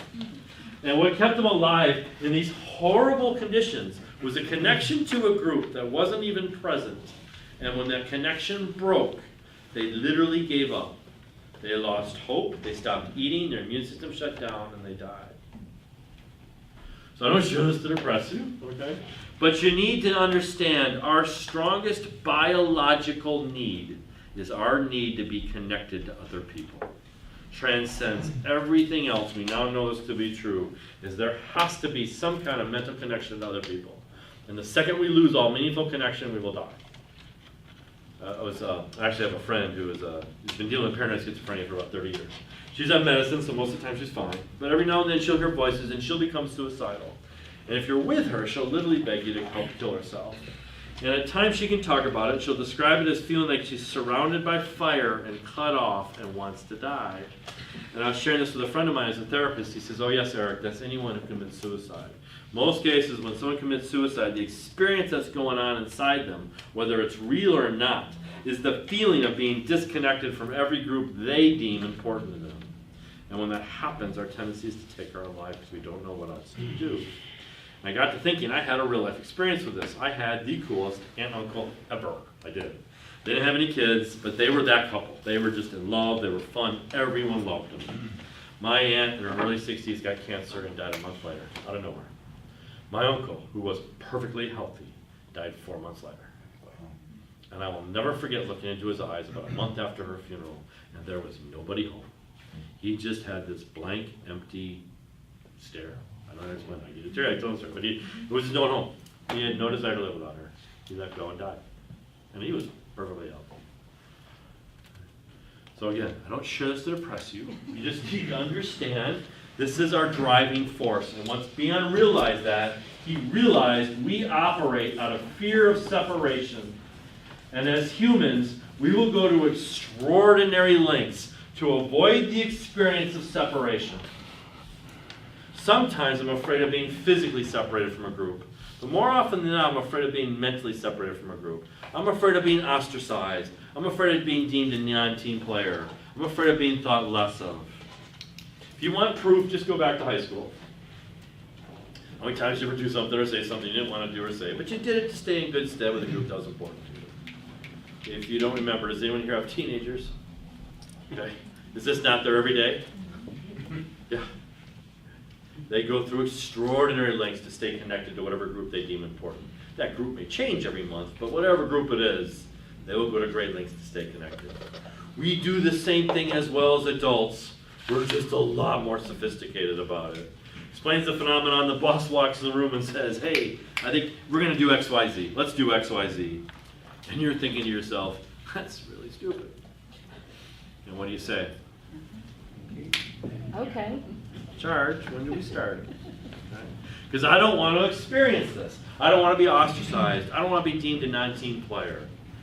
Has any of you ever gone on a family vacation or a family reunion? Is this not the model of the whole vacation? Okay. You agree to do something you didn't really want to do and just to keep the peace and make everyone else happy, and you find out 2 months later no one wanted to do that in the first place? Same thing, okay? So why is this relevant? Well, it's relevant because Beyond discovered there's a 1-to-1 correlation between low levels of fear of separation and high levels of team performance. Go back to your best team. When you were on your best team, did you have a relatively low fear of separation? No. I've never seen an exception. You give me a team that's got low fear of separation, pressure and anxiety builds, you will actually watch this team pull together and become stronger. You give me a team where there's high fear of separation, pressure and anxiety builds, you will watch that team fracture in front of your very eyes. Next time there's a downturn, watch what happens to your team. If they literally jump into their own foxhole, jump out, throw a snowball at their teammate, be rest assured there's high fear of separation. And you will watch the team disintegrate in front of your very eyes. Once he discovered this, he literally spent the last 20 years of his life trying to figure out how do you minimize fear of separation. And in 20 years of work, he found only one thing that truly minimized fear of separation. And the only thing he found that truly functionally minimized fear of separation in a team is if the team took on their real issues together as a team. Only then and there is true safety found. And only then and there does fear of separation go down. It took him 20 years of research to prove it. We're going to do it in 20 minutes. Right after break. Okay? So you guys good with a 10-minute break? Can we get by with a 10-minute break? So what time is it right now? What time is this? My watch? 9:30? Okay. So 9:40? 9:45. Okay, so 9:45, we're going to start up again. Bathrooms, I think, are right out here. Bathroom. Oh, really? Bathroom. Okay, 12-minute break.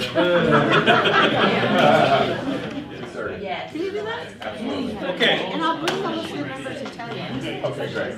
Great, thank you. All right, sports fans. So I want to pick up. Sorry about the length of that break. I want to pick up where we left off, but before I jump into new stuff, just want to check any burning questions that you want to address at this point. As I mentioned in the beginning, this is my roll-out speech. We're about to dive into the heights and the depths of the anxiety right now. Okay, so just kind of hold on to your anxiety for the next few. I have a question. Yes. About, and maybe you're going to get to it, about what I run into when I hear from CEOs that are uncomfortable with giving up the control. Yep. I hear, I'm the only person who can do this. Yeah. We'll get to that. Oh, we That's what will. you and I talked about, remember? Thank you. Yep. We'll get to that, Okay, promise. Okay. So yeah, give me about an hour and a half for that one though. Okay. So I want to pick up where we left off, and I want to kind of talk, get into this whole notion. Beyond maintain that the only way to minimize fear of separation was to make sure that all real issues are dealt with in a group setting. Let's see if what we come up with is we kind of delve into that whole notion. So we're going to do it slightly different. He did it through research. We're going to do it the American way. We're going to play the Family Feud. I actually used to play this out like the Family Feud, but the kissing thing got weird, so I changed it up a little bit. We're going to do a modified version. In order for me to pull this off, I just need a volunteer. All I'm going to do is use your name in vain for about 20 minutes. I promise it's very painless. I just need one person to volunteer. Okay, what's your name now? Catherine. Catherine? Okay. All right, so we're a team. We've been a team for a very long time, and quite frankly, Catherine's been our star up until about 2 months ago. All of a sudden, she's developed a really negative attitude. She's kind of become a cancer in the team. She even upset a customer the other day. Is this a real issue? Yeah. It is. It's going to affect our ability to be successful, isn't it? So I went out and studied 100 other teams, very similar to this team, that had a problem very similar to Catherine. And I asked everybody on the team, what did you do to deal with your Catherine problem? Tallied up all the answers. Top 5 answers are on the board. Let's play the feud. So what might we do as teammates to address a real issue like this? What might we do as teammates to deal with an issue like Catherine? What can we do? Tell the boss. We go to the boss. This is where you say, good answer, good answer. Survey says, number 3. Go to the next page of your handout under number 3, right, go to the boss. Or for good measure, we'll put HR in here too. What else might we do? Talk to her. Talk to her, have a one-on-one confrontation. Survey says, number 4, one-on-one confrontation. What else might we do? Intervention? We could have a group confrontation, an intervention. Survey says, number 5, group confrontation. What else might we do? Ignore it. We could ignore it. We could avoid it. We could do nothing. Survey says, number 1 answer. Ignore, avoid, do nothing, hope. We could ostracize her. We could do anything other than touch the issue. What else might we do? Talk about it behind your back. Survey says, number 2. Talk behind their back. Good job, you guys. Don't feel too proud. These are the only 5 answers I've ever heard.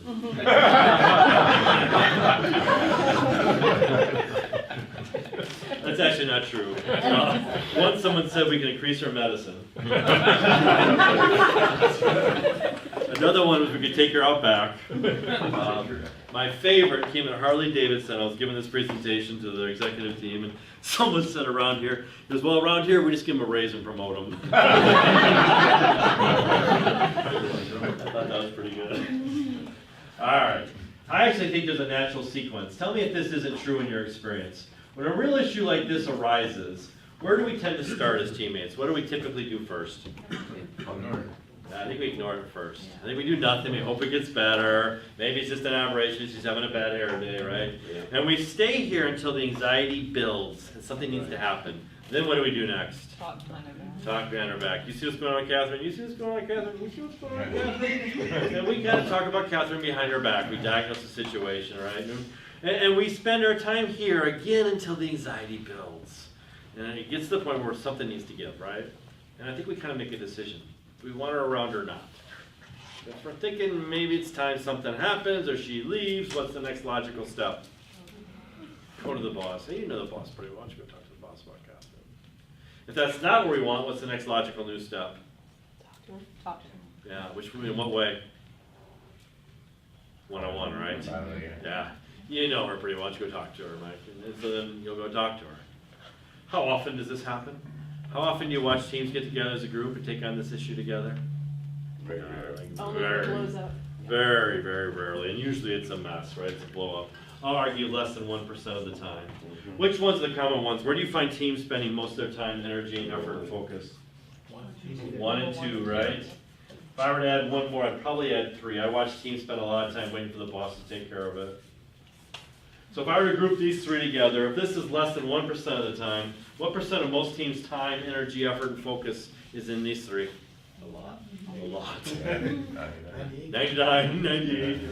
Usually here around 95. I don't know what the number is, but would you agree the vast majority of time? Down here we have probably like 4%, whatever it is. But most of our time, I think, at most teams is spent on these 3. Is that a fair statement? Yes.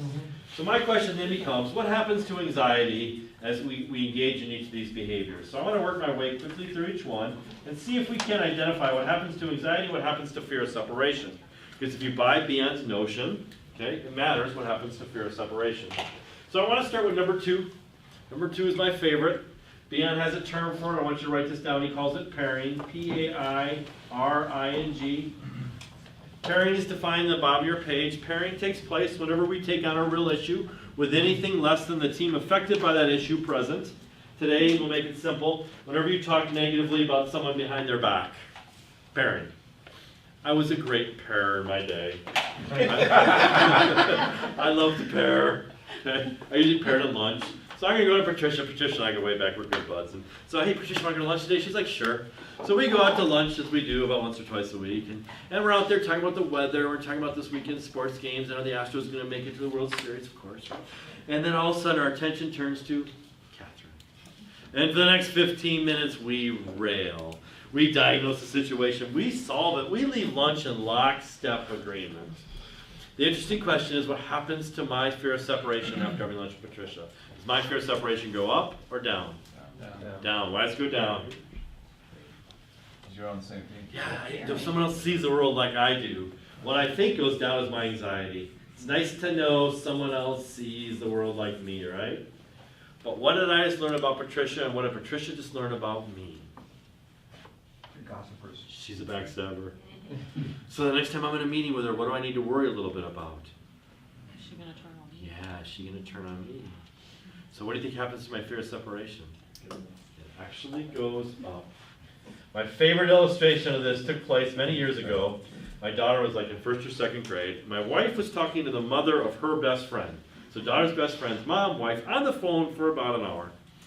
During which she hardly talked. She hangs up, she turns to me, she goes, "You're not going to believe what I just found out about Sophia's parents, and Audrey's parents, and Will's parents, and Kate's parents. Turns out this woman was the gossip queen, and she had it all." It's kind of fun. I get the half an hour Reader's Digest version. I'm like, really? Them? Get out. No way. She's telling me all these stories. All of a sudden, as she was finished up, she goes, oh, what thought hit her? What's she saying about What's she y'all? saying about us? To this day, she says nothing to her other than, how's the weather? But she's terrified that she's out there trashing us as parents. I'm on the floor laughing my rear end off going, this is what I teach. Well, it feels good. Fear of separation goes up. You all have one of those friends you have to worry about what the house looks like or what you're wearing. And if you really think about their behavior, you realize they're constantly talking about other people behind their back. And that's what creates this. Okay, go to the boss. Okay. Jim's my boss. I'm going to Jim's office. Hey, Jim, you and I go way back, and you know I got your back. And I'm sure you're seeing what's going on with Catherine. Problem is, people are starting to talk about you because you're not dealing with it. Just thought you should know. Leave his office. Jim goes home all stressed out. His wife's like, what's wrong? Well, I got to fire Catherine tomorrow, but this is why I make the big bucks. So he comes the next day and fires Catherine. What happens to my fear of separation? Does it go up or down? Goes up. Goes up. Why? You're entitled to, I mean, the other people. You're the next Catherine. It could happen to me, right? Now, with respect to this issue, my anxiety goes down. Problem's been solved, and I have no skin in the game. In fact, I go out to lunch with Catherine a few weeks later. I can't believe he fired me. Now, the reality is, I never had to go to the boss in the first place. You guys all learned this on your first job, if not before. Okay, my first job was working at a Super America gas station. And my buddy Rob got fired 2 weeks after I started. And I figured out really quick, you can't take a lunch off the shelf and eat it and not pay for it. And then I started wondering what else gets you fired. And about 3 to 4 months later, I had the game figured out. I watched the manager like a hawk, and I pretty much had the game figured out. Guess what? So do you. Everyone here knows exactly how to get fired from your current employer. You've heard all the urban legends, you know all the sacred cows. Took you about 3 to 4 months to figure it out, but over the course of time, you have. That's what we do. Because I operate out of fear of separation, I have to know the deal. And if anyone ever gets let go, I add it to my pool of meaning and then refigure out the game. I'm sure most of you have had to fire someone at some point in your career. Have you ever heard the rumor mill as to why that person got fired a few months later? Does it ever match reality? No, it's like, where did that come from? Well, what happened is the rest of us went into interpretation mode. We're like, yeah, I know what they said about Catherine, but she spoke up her mind a lot around here. If you speak your mind around here a lot, you get fired, you know? And so I'll start to reinterpret it because I have to know the deal. So whenever a boss takes on a real issue, minimizes my anxiety, thanks for making everything okay, but my fear of separation goes up because I now need to dial further and further into that boss. Ignoring, avoiding, doing nothing, hoping for most of us that's an anxiety-reducing move. I don't want to confront my good friend Catherine, so I'm going to do nothing. But over time, what happens to my fear of separation is this issue goes ignored and unaddressed. What happens to my fear of separation? What do you think? Goes up. Why? It's a bit tougher. Because the business is not in control. Yeah. I may take the fall for her non-performance because we're going to start to suffer. I also start to realize I'm on a team. We don't talk about real issues. Maybe I'm a real issue. All you have to do to prove this is go back to a team you're on that avoided their real issues. And you'll discover that team had by far the highest fear of separation. Organizations and teams that avoid their real issues have by far the highest levels of fear of separation. So I know I'm rushing through this, but do you guys buy this for $1? Does this resonate in your experience? Yes, sir. On number one, Yep. if you're ignoring and doing nothing, why wouldn't your anxiety and your fear It will start to separation go up. I initially do it to minimize my Okay, anxiety, gotcha. but over time, you're exactly right. It will start to go up afterwards.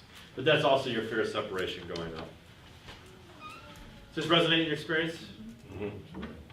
So what observations can you make based upon everything in green? Attack faster. That doesn't work. Doesn't work. The vast majority of time, the things we do to minimize our anxiety. Normal human behavior. But the price we pay long-term is fear of separation goes up. Short-term gain, long-term pain. And as fear of separation goes up, the team fractures. And I am convinced this is why most teams are non-functional, because these are the behaviors that are engaged in. This is why most families, this is why most work groups are non-functional, because these three behaviors run rampant. And the reason why, and you guys all know this, at the foundation of every team is what? Go back to your Lencioni book. Trust. And these three behaviors, I believe, destroy trust. Think about it for a second. Get past the horror of the thought, but pretend for a second I'm on your team. And let's just say whenever a real issue arises, I go running to the boss. I take the issue right to the boss. Will you trust me? No. I don't do that. Instead, whenever a real issue arises, I just talk behind your back. Will you trust me? I don't do that. Instead, whenever a real issue arises, I just disappear and hide and run away. Will you really trust me? No. These three behaviors destroy trust and therefore destroy teams. So I am not here today to encourage you that starting tomorrow you're going to take on your real issues in a group setting. In fact, I'm going to encourage you not to. But what I do want you to do is I want you to start by stopping the behaviors that destroy trust. And of these three, the single most important, the single most destructive is pairing. Nothing destroys teams faster or more than pairing. Pairing rips teams apart. So my challenge to you, my invitation to you is to make a commitment. Starting right now, you will never pair again. Wow. It's fun for me when I do this presentation to a whole organization. Okay, I'll have like a senior team in the room, and all of a sudden they all look at each other like this in panic, like we can't talk to each other anymore. But if you think about it, does pairing ever solve the problem? It doesn't. Pairing never solves the issue. Do you feel really good after a good day of pairing? Do you ever go home and your significant other was like, how was your day? Oh, I had an awesome day. Spent the whole day trashing Catherine. You don't feel good after doing it, do you? Can it help you prepare for bringing it up in a group? Well, yeah, we'll get to that in a Okay. second. The only reason you do it is for one brief second it feels good. Okay? Now, some of you are like, let's walk through all the exceptions, right? There's exceptions, right? Sometimes I just need to vent. I mean, it's stressful when you're going to vent. You can vent outside the organization. You cannot talk about someone else in the organization with anyone else inside the organization. Because at the end of the day, your organization is still a team. If you need to vent, vent. Get outside the organization. Get it. You're human. I'm human. Now, sometimes I need to talk to someone to make sure I'm not crazy. I mean, if I'm going to go talk to Catherine, I got to make sure I'm not in left field. If my intent is right, it's okay to pair, correct? No. Here's why. When I say the word confrontation, has that got positive or negative connotation for most people? Negative. Did for me. In fact, I think someone said intervention, not group confrontation. I twisted it a little bit, right? I grew up, I rarely saw my parents argue. I think the 2 times they did, I hit them on the sofa. I was thinking they're going to get divorced. So I grew up thinking confrontation bad. It took Pat Murray to explain to me a confrontation, by definition, is a search for a truth. Confrontation is a search for a truth. Your job is to understand your truth. Your job is to understand their truth. And together you will arrive at a truth. That's all a confrontation is. I'm like, wow, Pat, when you say it that way, it doesn't sound so scary. He's like, it's not. It sounds easy. It's like, it's not. I'm like, why? And he goes, because Eric, in order to search for a truth, can you go in thinking you have the truth? That's why you can't pair. Because even if I do it with the best of intent, here's what happens. Watch this. I see Catherine startling. I'm going to go confront Catherine. But before I confront Catherine, I'm just going to check in my good buddy Patricia. Patricia and I like this. She sees the world pretty well, so I'm just going to make sure. Hey, Patricia, don't worry, I'm going to talk to Catherine. But I just want to make sure. Do you see what I see? Patricia's like, yeah, Eric, I see it. So when I now go to confront Catherine, am I in search for the truth mode? I am right. I have validated my thinking. If I am right, what does that mean, Catherine? How well is this going to go? Every single destructive group confrontation you have experienced, whether it was an intervention, whether it was a feeding frenzy, whatever you want to call it, where someone got ganged up on, I guarantee you it started with pairing. You think sis has got a drinking problem? You think sis has got a drinking problem? You think, hey sis, we think you got a drinking problem. Bam! Right? You think Catherine's a problem? You think Catherine's a problem? Hey Catherine, we think you're a problem. Bam! You cannot pair, nor do you ever need to pair. Right? You have to speak for yourself. If I take these 3 things away, now we're down here. What's happening to my level of anxieties? I'm thinking about confronting my good friend Catherine. Hi. It's going up, right? What happens to my fear of separation afterwards? Depends on the meeting. Depends on the, exactly right. I've watched both. I'm convinced the answer is it depends. Sometimes it goes up, sometimes it goes down. maybe the issue with Catherine is she just swears a lot. And so she's dropping F-bombs in meetings, and I'm finally starting to take offense to it. So I go to her one-on-one and say, Catherine, I really appreciate if you wouldn't swear so much. It's starting to shut me down a little bit. She could say, wow, I didn't realize that was a problem. Thank you for bringing it to my attention. I'll be more careful. Appreciate you telling me, owe you one. In which case, my fair separation will probably go down, right? Or she could say, I've never had anyone give me the finger before.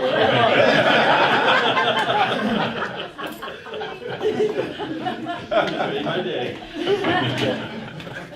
My wife should be, how'd it go? I got the finger.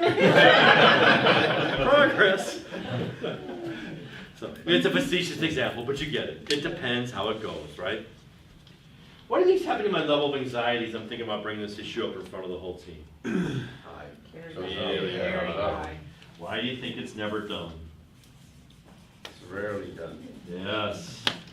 And I think it's because of this anxiety right here. Right. Now, assuming a healthy process, okay, it's not a feeding frenzy or group intervention, what you're going to discover is fear of separation goes down every time. Yes. And all I have to do to get you to believe this is go back to your best team. Most of you had a really good accountable team. And ask yourself, when we dealt with a real issue together as a team, what happened to the team afterwards? Did it become stronger or weaker? Stronger. What happened to trust afterwards? Did it go up or down? And you'll find that fear of separation went down. That's why you had such a low fear of separation on that team. Right. So far, we're tracking with exactly what Beyond concluded. Beyond concluded that the only way to minimize fear of separation was to make sure all real issues are dealt with in a group setting. Well, guess what? Here we are. Anything else runs the risk of increasing fear of separation. Right. So to drive this home, because you have to believe this to your core, we're going to do a quick exercise. We're going to take a second and we're going to brainstorm, why might it be better to do this in a group setting? What would the advantages be of having the whole team present as we took on the real issue? What would the advantages be of doing that compared to one-on-one? Then we're going to make a second list that says, why would it be better to do one-on-one as opposed to a group? What would the advantages be there? So I'm going to break you up into teams. I'm actually going to have you work with the people at your table. So Jim, maybe you can join that group, and you can join that group. And you can join that group. We're good. I want you to go to the next page, and there is room for you to write down why might it be better for the team to address this issue together as a team. What would the advantages be? Okay, assuming a healthy process, assuming it's a real issue, what would the advantages be? When you're done, go to the next page, and there's room to write down why would it be better to do one-on-one. Eric, how do you, are we going to talk about how to avoid pairing? What if pairing is thrust on you? Let's talk about it after this. Okay, so write it down. Validator, listen, see what it tells. So we're going to start with why would group be better. So what came to mind? I'm going to summarize them all up here. What came to mind as you thought about what would the group? Why would it be more advantageous for the group to take on this issue? Builds trust amongst the team and the leader. Builds trust. Excellent. Builds trust with team and leader. What else? Gets to the truth. It gets to the truth. Beautiful. What else? Brings in more ideas. Yeah, brings in more ideas. We can better problem solve it, can't we? We're going to come up with more options. So we have more ideas. What else? Makes it more, everyone aware. Yeah, we're all aware it's been addressed, right? It increases transparency. No more he said, she said. We know the issue's been addressed. We know what was said. We're all in the know. Conducive to alignment. What? Conducive to alignment. Conducive to alignment, very much so. It creates alignment. We're going to walk out of here on the same page. We're going to have clear expectations, a clear understanding of what is. Gives it a higher performing, stronger team then. Yeah, it helps the team exercise this problem-solving muscle. I mean, it's going through something like this helps the team become a better, it improves the team's ability to solve problems.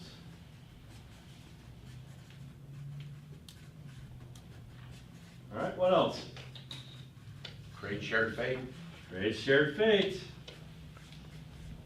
What else? It's more efficient and time saving. It's more efficient. What's more efficient, 8 one-on-ones with poor Catherine or 1 meeting? What else? Reduces pairing. It reduces pairing. What else? Ownership thing. Yeah, we all have ownership around whatever we came up with. And I'll put it in slightly different terms. It creates mutual accountability. Because when we're done, who's Catherine going to be accountable to?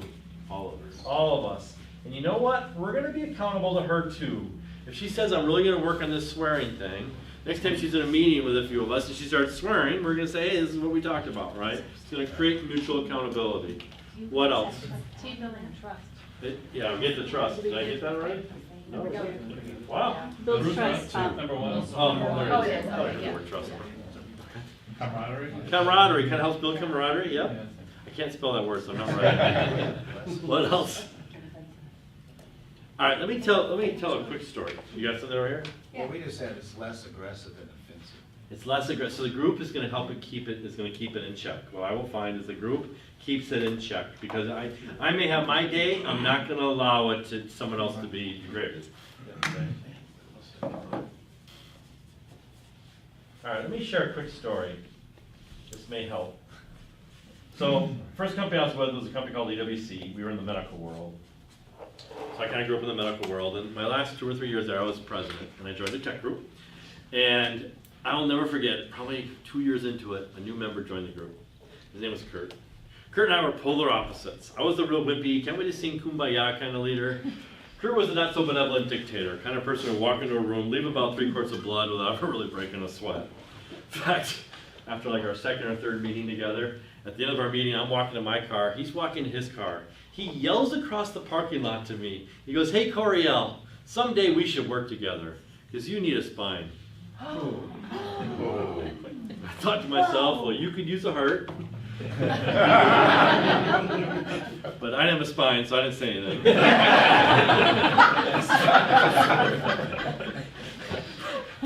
So a few months later, the owner of my company ended up selling it. We sold to Tyco, and so I came back to my group saying, hey, as soon as this deal's done, I'm sure I'm going to be out of a job. So if anyone knows of a job, I'm interested. And Kurt turns to me and goes, why don't you come work for me? And then under his breath, he goes, I'll give you a spine. So I did. I went to work for him. He owned a metal fabricator. And I will never forget my first day in the job. It's probably the only time all day today I'm not going to exaggerate. We were in an off-site meeting. Okay, I didn't know anything about metal fabrication. So I'm in this room, a hotel room like this, with 10 other managers, and I didn't know anybody in the room other than Kurt. I didn't know anything about metal fabrication, so all I could do was watch. And here's what I saw. Kurt was sitting here. I saw someone say something, Kurt would say something. Someone would say something, Kurt would say something. Someone would say something, Kurt would say something. Someone would say something, Kurt would disagree. What do you think happened? Oh, shut down. So at the end of the day, I go to Kurt, I'm like, Kurt, what's going on here? You know what Kurt said? He goes, I know. They can't make a decision to save their life, can they? Now, had I gone to them, what would they have said? Yeah. He doesn't listen. He won't let us make a decision. Okay? Don't worry, Kurt changes. It's a wonderful end to the story. But everyone's like, oh my gosh, why would you work for him? That night, literally, we went out and I started sharing all the things I'd learned about teams up to that point. And Kurt got it. He was a Division I football player. He's a coach. He got it. He goes, I know what's going on. I don't want it to be this way. Let's work on this. Let's work on the team and help me not be this way, because that's one of the reasons why I think we're good fits for each other. So we did. So we started working with the executive team. And I will tell you, about 3 months later, we got to our first group real issue conversation. Now, do any of you guys have any performance issues at all in your organization anywhere? No? Okay. Go back to your last employer. Do you have any performance issues there? Yeah, how many people have you ever met that goes, oh, performance issue? That's me. Hello, I'm the performance problem. I'm over here, everybody. I'm right here. I'm the performance. Have you ever met that person? No. Is that crazy? We're all walking around going, yeah, we got performance problems. But no one ever really seems to think it's them. This is the kind of stuff that keeps me up at night. Well, the answer to this dilemma came, we took on our first group real issue. I happened to be our HR manager. Wonderful guy, but a lot of frustrations around what he was and wasn't doing. He knew it, so he kind of put himself on the table, and we started by listing all our expectations of him. And to be honest, I forgot what they were, but it was things like, we expect there to be a waiting list of people that want to come work here. We expect all our employees to have a self-development training plan. You know, we had this whole laundry list. And I will never forget the look on his face when we were done. He's like, what? It was you hired me because we were in violation of 2 state laws, a federal law. We had no handbook, we had no job descriptions. Guess what he got done during his first few years there? all those things.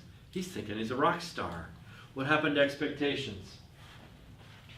They changed. And what hit me in that moment was the realization that the performance conversation is always a conversation about the gap between two things. In the gap between expectation and reality is the performance conversation. Whenever you have to have a performance conversation with someone, what you're really talking about is the gap between your expectation and the reality you're experiencing. I expect this behavior, I'm seeing this behavior. I expect these results, I'm seeing these results. Every real issue conversation you have is a conversation about the gap between these two things. What it is I'm expecting versus what it is I'm experiencing. The interesting thing is, if this accesses time, so over the course of time, stop me when we tend to actually have that conversation. Now. Yeah. Isn't that the tendency? The tendency is to put it off, until I finally can't manage my frustration of unmet expectation anymore, and then it's whomp. Our options, few or many at this point? Few. Pretty few, aren't they? Well, just to finish the story, the next day we had our weekly managers meeting, and part of my job was to get them into medical, because that was the world I came from. So someone turns to me, I'm 3 months into the job at this point, goes, Eric, where are all the new customers? Now I immediately got defensive. I'm like, guys, it takes time. Medical's hard, okay? You know, we have to talk about expectations here. It's going to take a while to land some. So we're talking about how many we should expect and on what time frame. And all of a sudden, someone turns to me and goes, you know, Eric, it seems to me you worry an awful lot about what people think about you. And as such, I'm wondering if you don't have a high fear of rejection. And I'm worried if you have a high fear of rejection, that might be getting in the way of you finding new customers. Guilty. I have a high fear of rejection. High fear of rejection, new business development. How will they go together? But the next question someone asked me was, well, how many people have you called so far? And I'm like, well, nobody yet. Now, did I like the fact that one of my 48 neuroses is now on the table in front of my peers? Not really, but we're dealing with it pretty early, aren't we? We got options. We actually came up with 4. We literally wrote these down on the board.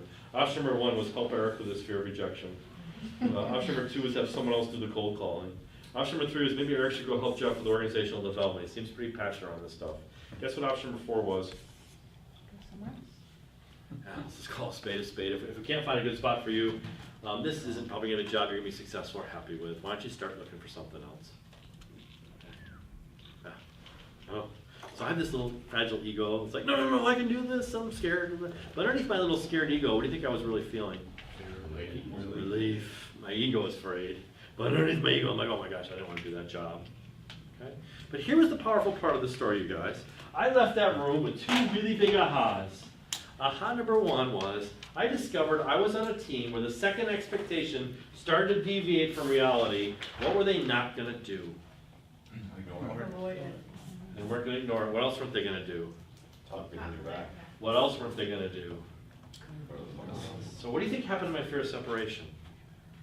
As crazy as it sounds, It went down, yeah. it went down. And every time it happened thereafter, I discovered they cared enough about me to have the conversation here, as opposed to most teams. You know what most teams do? Wait. We ignore the issue, and then we start to pair, and then we can't manage our anxiety anymore, and then we look to the leader, and then the leader has this conversation. What conversation is that conversation?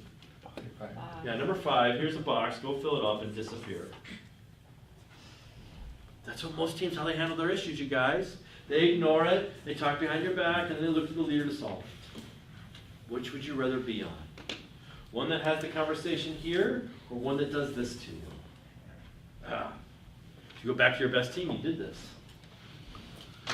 Pretty powerful stuff. I didn't like it, trust me, I got this little fragile ego. But I discovered eventually that they really did care enough about me. Because most teams who don't do this, but if you do, you do this. So one of the advantages I learned about doing this in a group setting is it helps us set clear expectations. And we have more data points to describe reality, and we can have the conversation about the impact between those 2 things. And that's super critical. Yes? How did the meeting for the HR come about? Was it spontaneous? or Yeah, this planned? one was a little spontaneous. He sensed it. He put himself on the table. We'd been working for 3 months. We kind of did a lot of the core things, and he just knew. So he just kind of threw himself on the table. And at that point, I didn't really know how to have the conversation. So I just said, let's just talk about expectations. Because I was new, and I could kind of hear the differences. I'd heard him talk, I heard other people talk, and it dawned on me, the issue is there's different expectations. So my question is sometimes it's good to get your thoughts in order. Yep. To make sure that you're clear and that you're complete. Yep. So how do you not pair when scheduling? Like, I guess there is no scheduling. There's no way to schedule a group confrontation. So I'm going to take you through how you break the psychological contract, and that's what's in play, okay? So once you break the psychological contract, you don't need to have your thoughts in order. You need to be able to speak for yourself. And this is what I'm seeing. I don't need to pair with someone else to get my thoughts in order. I can sit through and think, what are my expectations? What's my data? And that's all I need to bring to the table To initiate it. to get it started. But to be part of the people that are discussing it, how do you, So once we discuss it, now we're going to give you some rules here in a second. But we all have to follow the rules.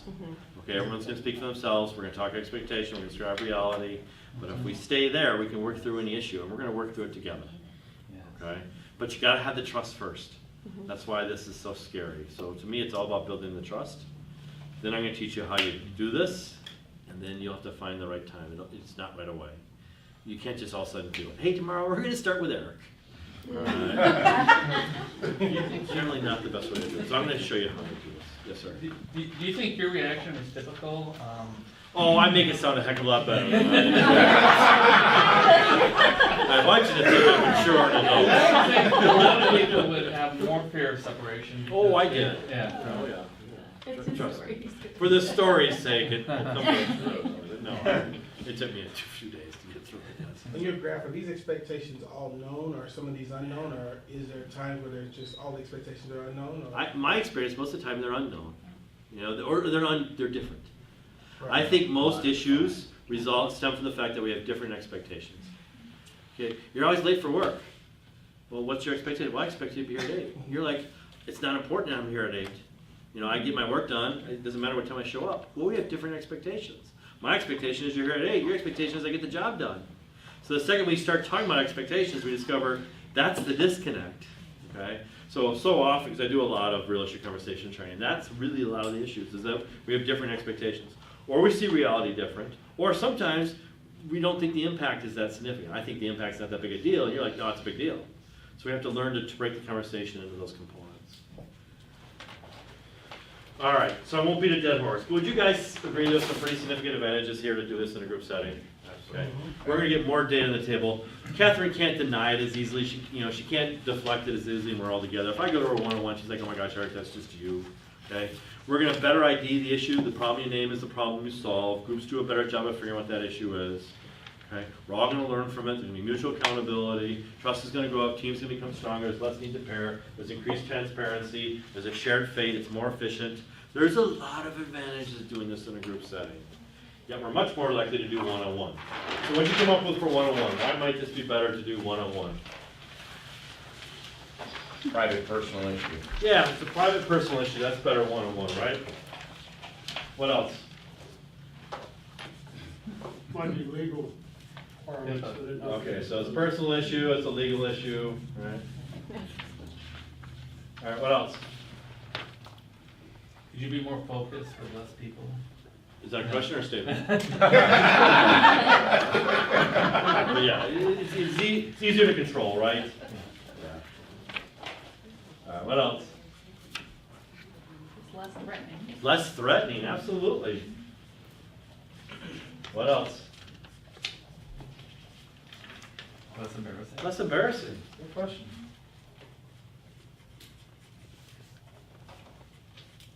All right, what else? Helps with save face, doesn't it? Space saving.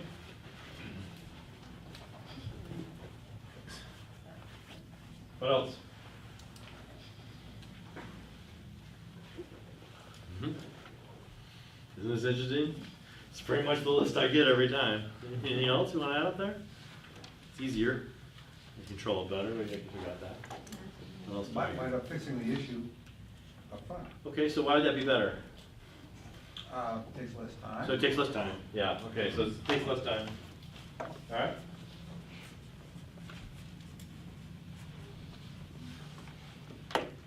Anything else? So, Eric, I've got a question about this kind of thing versus just in the moment coaching. Yeah. You So know- that's different, because this kind of thing is talking about a real issue so that affects the team's ability to be successful. Okay. Coaching sometimes may be that, but more often than not, it's not, in theory. Is that, I don't know if you have a question, but that's the difference. Yes, sir. As we go through this, I know we did the first year number, and we talk about the one-on-one, and sometimes better, and I think the overall idea is that it's better to do it in a group. What about the concept? I know sometimes, things come up in meetings, and people say, basically, I don't want this to be my first time hearing something that's in this meeting. Yeah. Would there ever be a situation where you just all the time try one-on-one first and then go to the group, or would it? So I'm not here to tell you there's one way or Right. not better, okay? And what makes this presentation a little difficult is I'm gonna describe to you what I think finish can look like. Between here and there, Gotcha. you may do a lot of different things. In fact, I'm gonna encourage you guys to start with one-on-one, okay? Ultimately, if you want the team to be accountable, you're gonna have to do group, okay? But it's a journey. And it's a journey that really centers around how much trust is in the room, okay? So you gotta get that. And this is an evolution. I want you to understand and feel what finish looks like, but know that you're probably not gonna go do this tomorrow. In fact, I really wanna encourage you not to do this tomorrow, okay? It's a journey. And you're very astute. I'm gonna make the point right now, I think group's better. Okay? I get it depends. I get the situation where one-on-one's better. But I think ultimately, if you look at it from an organizational perspective, group's better. I mean, I can defeat every one of these. I really can. Okay. Can you hang on a second, or, okay. How do you defeat the legal issue? I'll come back to that. Mm-hmm. This is how I've settled the HR people in the room. I think legal issue is a negative fantasy.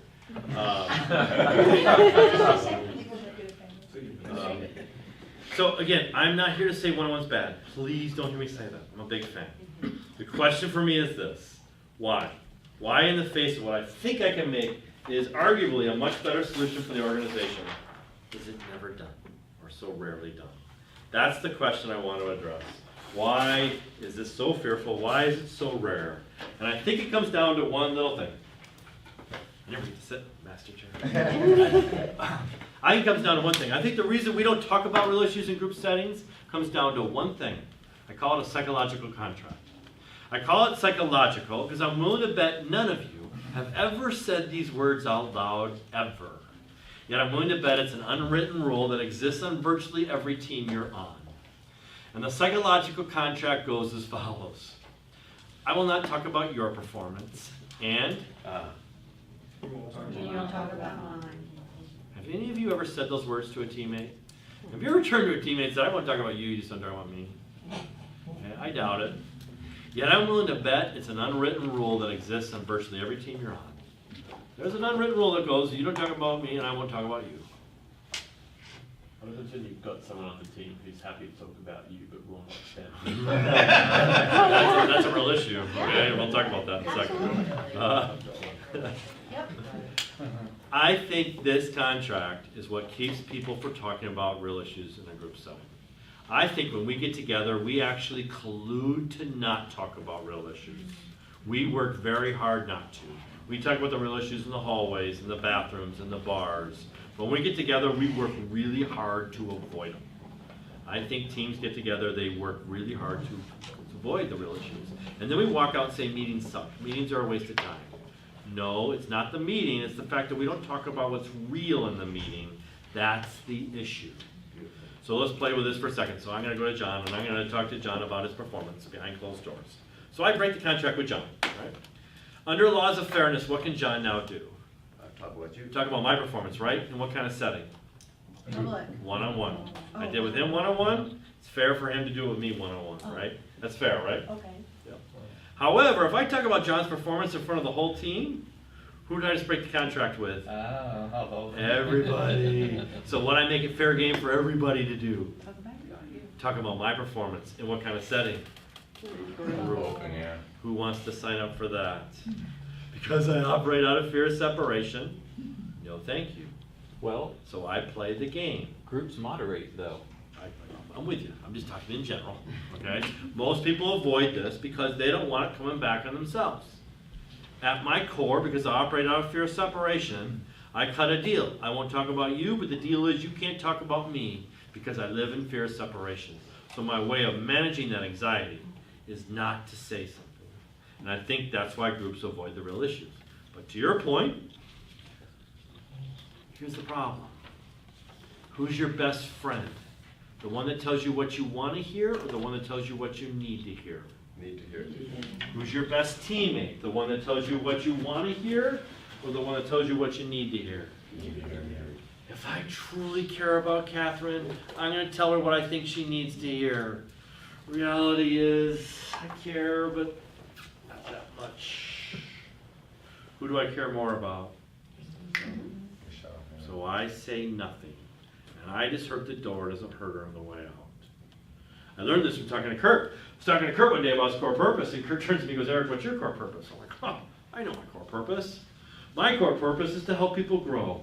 I think people grow by experiencing functional, accountable teams. My life's mission is to help other people grow. To which Kurt said, using Catherine's language, like, what do you mean? That's my core purpose. I know my core purpose. He goes, I don't think so. I'm like, why? He goes, because Eric, I watch you. And I watch you give feedback to people. And Eric, when you give feedback to people, you sugarcoat it so bad, they don't have a chance in hell of hearing what it is you're trying to tell them. You kind of just hint them to death and hope that they figure it out. Which tells me you're more concerned with whether or not people like you than whether or not they get better. He goes, you'll understand this someday when you have a kid.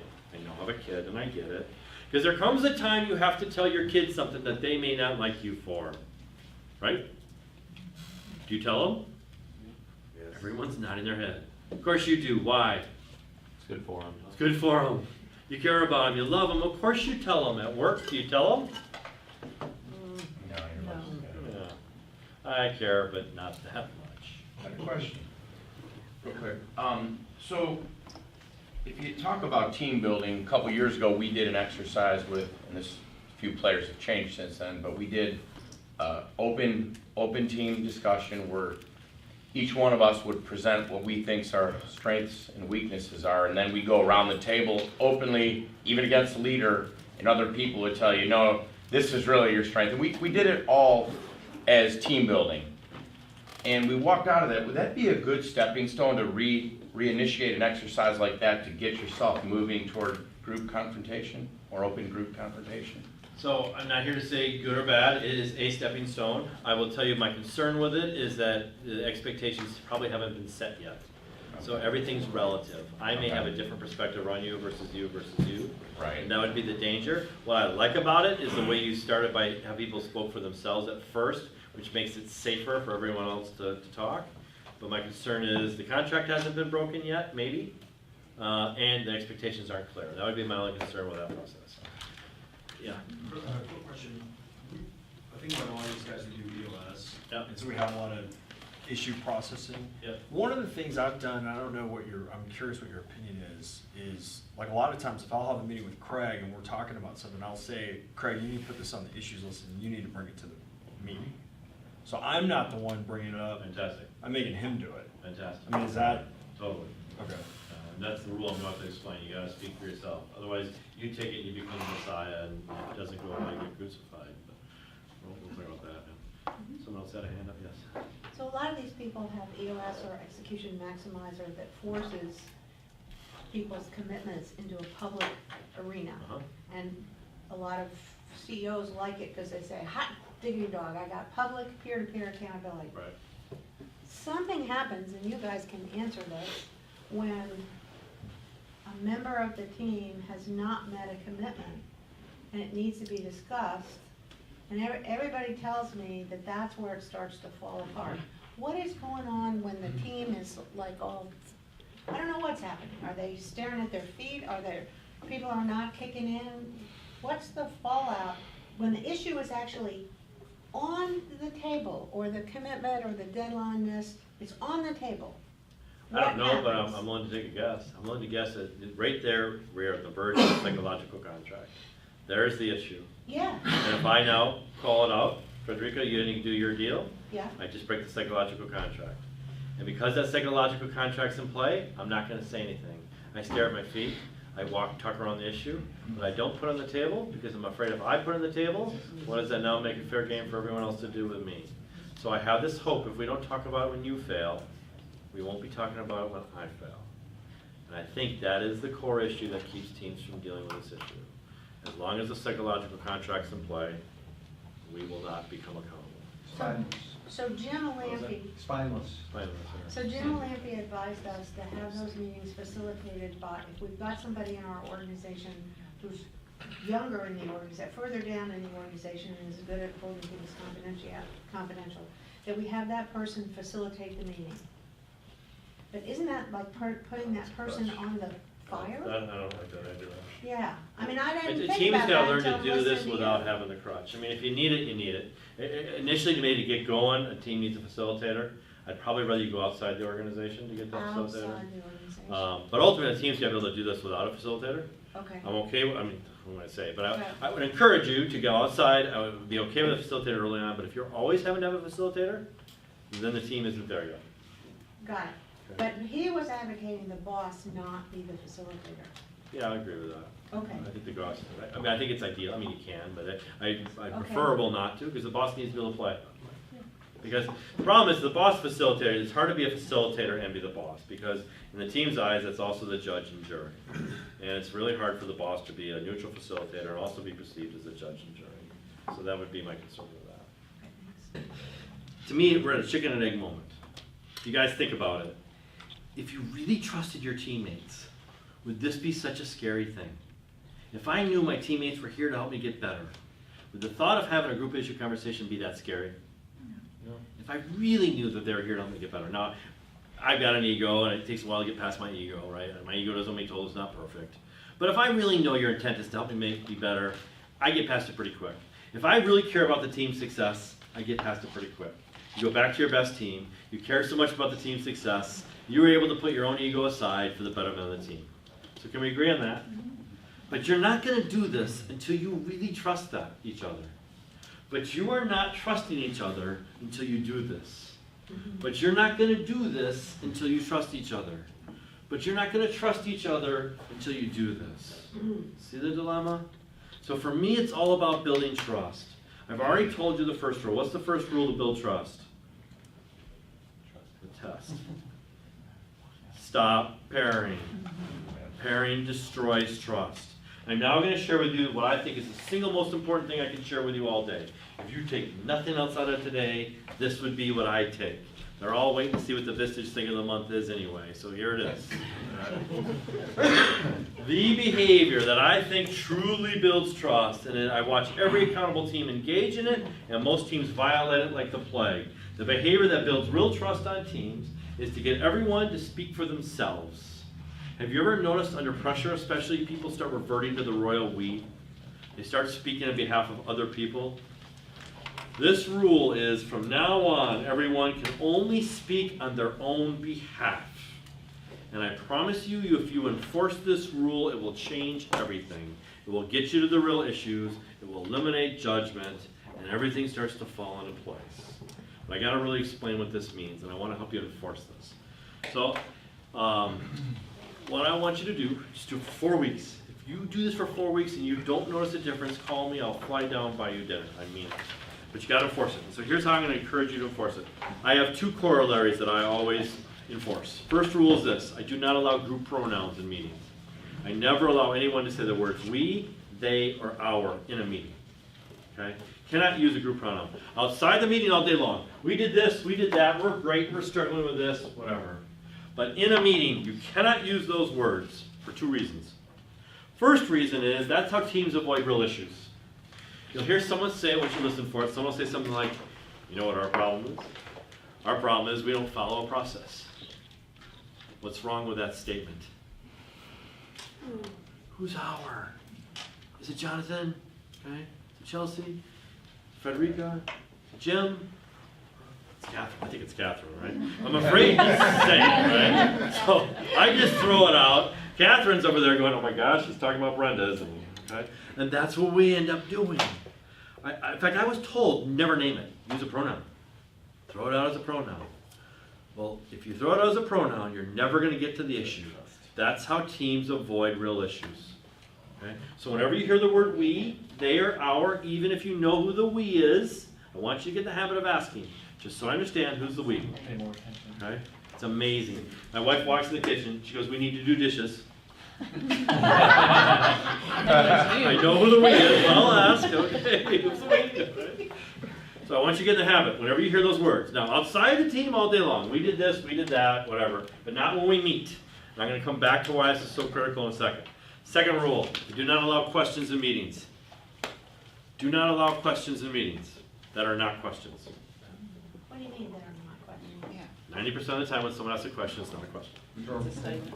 Yeah, it's a statement. It's absolutely a statement. You'll hear it all the time. Just listen for it. Someone will say something like, they'll ask a question, they'll say, guys, don't you think it'd be a good idea if we did this? And they lob out some idea. As opposed to saying what? I think this would be a good idea. Why am I afraid to say I think this would be a good idea? It's too You get criticized. It's too strong of a position. So instead, I'll ask a question. Guys, don't you think it'd be a good idea? And you guys are like, that's a terrible idea. I'm like, yeah, I thought so too. I was just joking.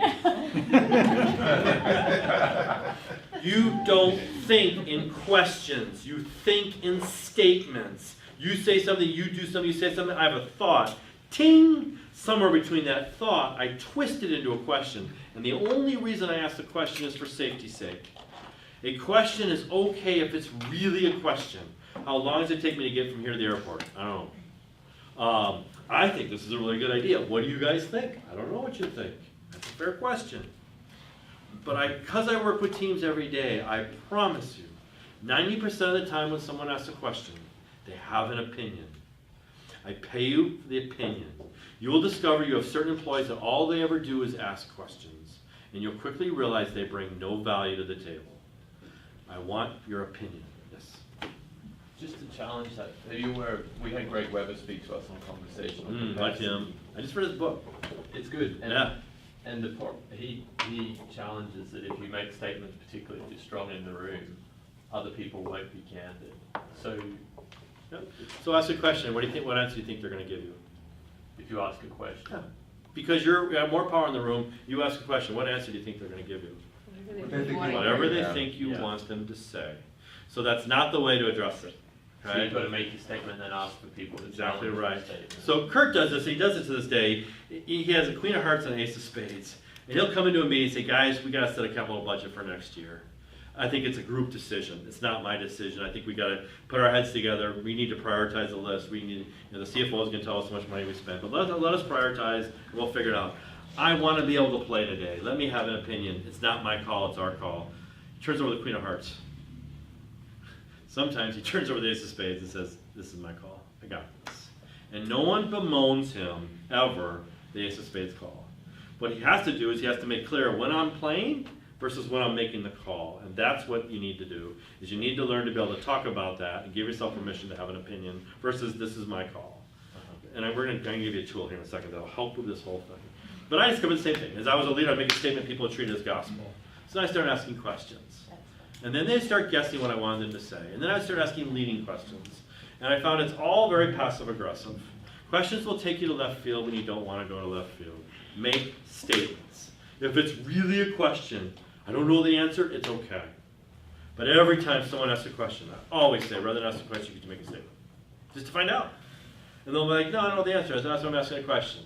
And I'll go one further. I'm like, I know, but if you did know the answer, what would you say? And Craig would be like, well, I guess I'm thinking this. And out of their mouth will come magic. And that's what I want. Okay? I want the thought. I cannot begin to tell you how passive-aggressive questions are. I want you to listen for them. You'll hear them all the time. I literally mean it. 9 out of 10 times, they have an opinion. Get the opinion. My general rule is if you're going to ask a question, start with a statement. Explaining the question. No, that's helpful. Yeah. But I'm a big fan of Craig Weber. I'm not in any way this. I just read the book. It's fabulous. I want to come back to why I think all this is so critical above all the things I've talked about so far. Let's look at the common threads here. Easier to control, less threatening, less embarrassing, face-saving. See the common threads here? I think the real reason is ultimately you're afraid it's going to come back on you. But I think there's another level here, and that is I don't want to hurt someone. I don't want to show them up. I don't want to make them feel less. I'm glad you feel that way. That's a good thing you feel that way. You're good people. But I will also tell you, none of you have ever been hurt by being told the truth. None of you have ever been hurt by being told the truth. You can tell me I have a high fear of rejection. Doesn't hurt. You know what hurts? Well, what hurts is the implied how long have you had your head up your rear, Eric, that comes along with that, right? What hurts is the judgment. What hurts is the thought that you may think less of me. That's what hurts. It's not the truth. It's the thought that you may think less of me that creates the hurt. Do you guys agree with that? Mm-hmm.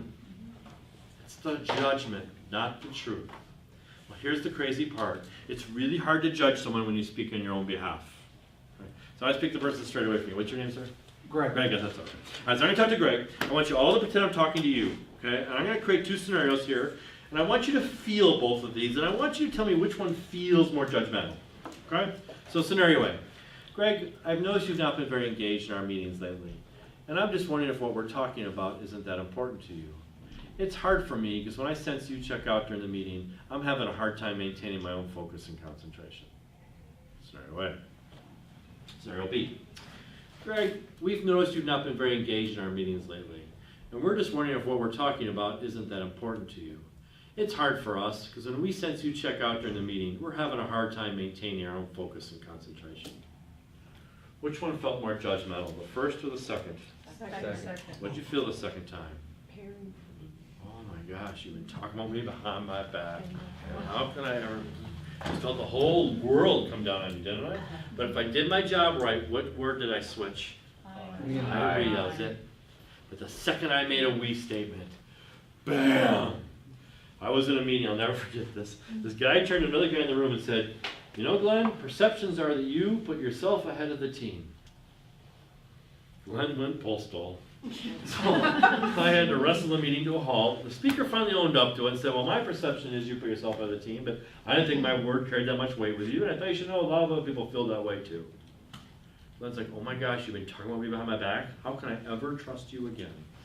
And all the speaker had to have said the first time was, you know, Glenn, my perception is you put yourself ahead of the team. They could have worked through that, I promise. But the second he made a we statement, irreparable damage. Every intervention, every feeding frenzy, every destructive meeting you ever had was laced with we statements. I promise you. You cannot allow people to speak on anyone else's behalf other than their own. I don't care what Johnny says. If you want Johnny's opinion on the table, bring Johnny into this room. You must speak only on your own behalf. It will minimize judgment. It will get you to the real issue. It is the critical behavior. Okay? You just got to do it for 4 weeks until you understand it. You're going to force it all the time. People are going to be so afraid to talk because you're going to discover that almost every time someone talks, they use a we statement or ask a question. It's crazy. You're literally going to retrain. Now, question's okay if it's really a question. Like when you do a Vistage issuing processing. You're gathering data. That's fine.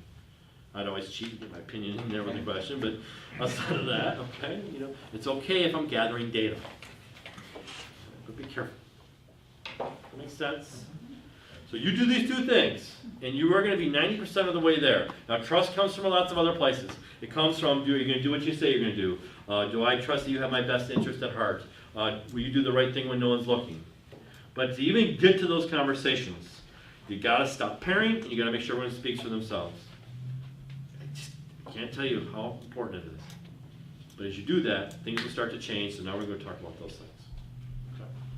Now, I said I'd defeat these. I'm not here to defeat these, okay? I'm a big fan of 101. But I'm going to say something that sounds kind of harsh, but I think it's true. You know what I think is really going on here? What that person is saying is, my ego is more important to me than the success of this team. Go back to your best team. You got past yourself because you cared so much about the team, you trusted each other, and you got past your own ego. When someone is falling on their own sword, or when they're breaking down, what they're really saying is, I'm so worried about me, I can't get past that. Now, that sounds kind of harsh, but I think that's really what's going on. Takes less time, I can't argue with that. But I'm going to take time. I'm going to take this over time saving any day. Okay. This is the one that people are like, gotcha. Okay. And I get it, there are some legal issues, but I will tell you that it's not as bad as you think. Alright, and I'll come to that in a second. The personal one is the one that people are like, yeah, but Eric, personal is better one-on-one than group. I don't think it matters. I think if it's personal, it's personal. What's your name, Mike? So let's just say we're a healthy team, and Mike's been struggling. I've noticed Mike's struggling. Okay, so we're to the point where we talk about these things. So I start the meeting and say, guys, before I start our regular agenda, I have a real issue I want to talk about. That's Mike. You just seem very distracted lately. Watching you come in later than normal. You're making more errors than I normally want you to make, and I'm just worried for you, and I want to talk about it before we jump into our regular agenda. Okay, so I put it on the table. We all start speaking for ourselves. We're being slow to understand. We're talking about expectations. We're describing reality. Mike's not playing. Mike gets defensive, he counterattacks. That doesn't work, he starts crying. That doesn't work, he gets on the table, throws a tantrum, okay? Meanwhile, we're all doing our part, and this goes on for about a half an hour. What's the real issue at this point? The way he's fighting. The way he's Yeah, so discussing. what is that telling you? That he's more concerned about his defense than your team. Exactly right. We've set a deal, we're here to help each other. That's part of what means to be on this team, and I'm trying to do what I can to help you, but you're not taking the help, so either there's trust issues we need to talk about, or I need to know, do you want to be in this team? But, let's just say 5 minutes into it, he goes, guys, look, I got some really tough stuff going on at home right now. It's personal, I'll get through it, but I got a really rough 2 or 3 months ahead of me. What are we going to say? You're going to rally. I've never seen a group not. Who here hasn't had life kick them in the rear end for a few period of time, a few months or whatever? We've all had that, right? If it's personal, it's personal. You have to allow it to remain personal. Just because it's one-on-one or group doesn't matter. It's still personal, right? Now, if this becomes a recurring theme for 5 years, different conversation, right? You know, McDonald's is hiring better work-life balance. But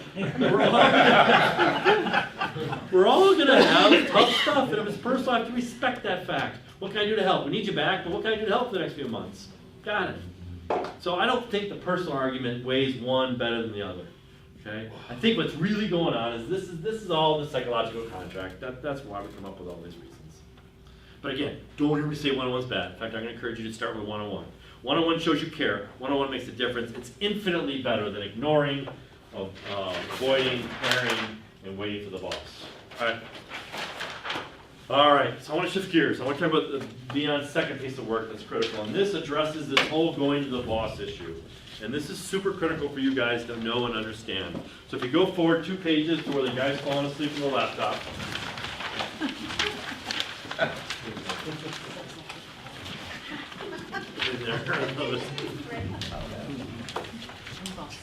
So as Dion studied teams, he saw patterns. And one of the patterns he saw was teams were either in what he would describe as work mode, which he would describe as conscious, controlled, rational, scientific, or non-work mode, as he actually called it, basic assumption mental state. And he would describe this as irrational, unconscious, collusive. I want to describe it in more meaningful terms, and I'm going to talk about non-work mode first. Right? Other than today, have you ever dreaded going to a meeting? Other than right now, have you ever just checked out halfway through a meeting, just gone off into mental la-la land right in the middle of the meeting? Have you ever left a meeting feeling like the life just sucked right out of you?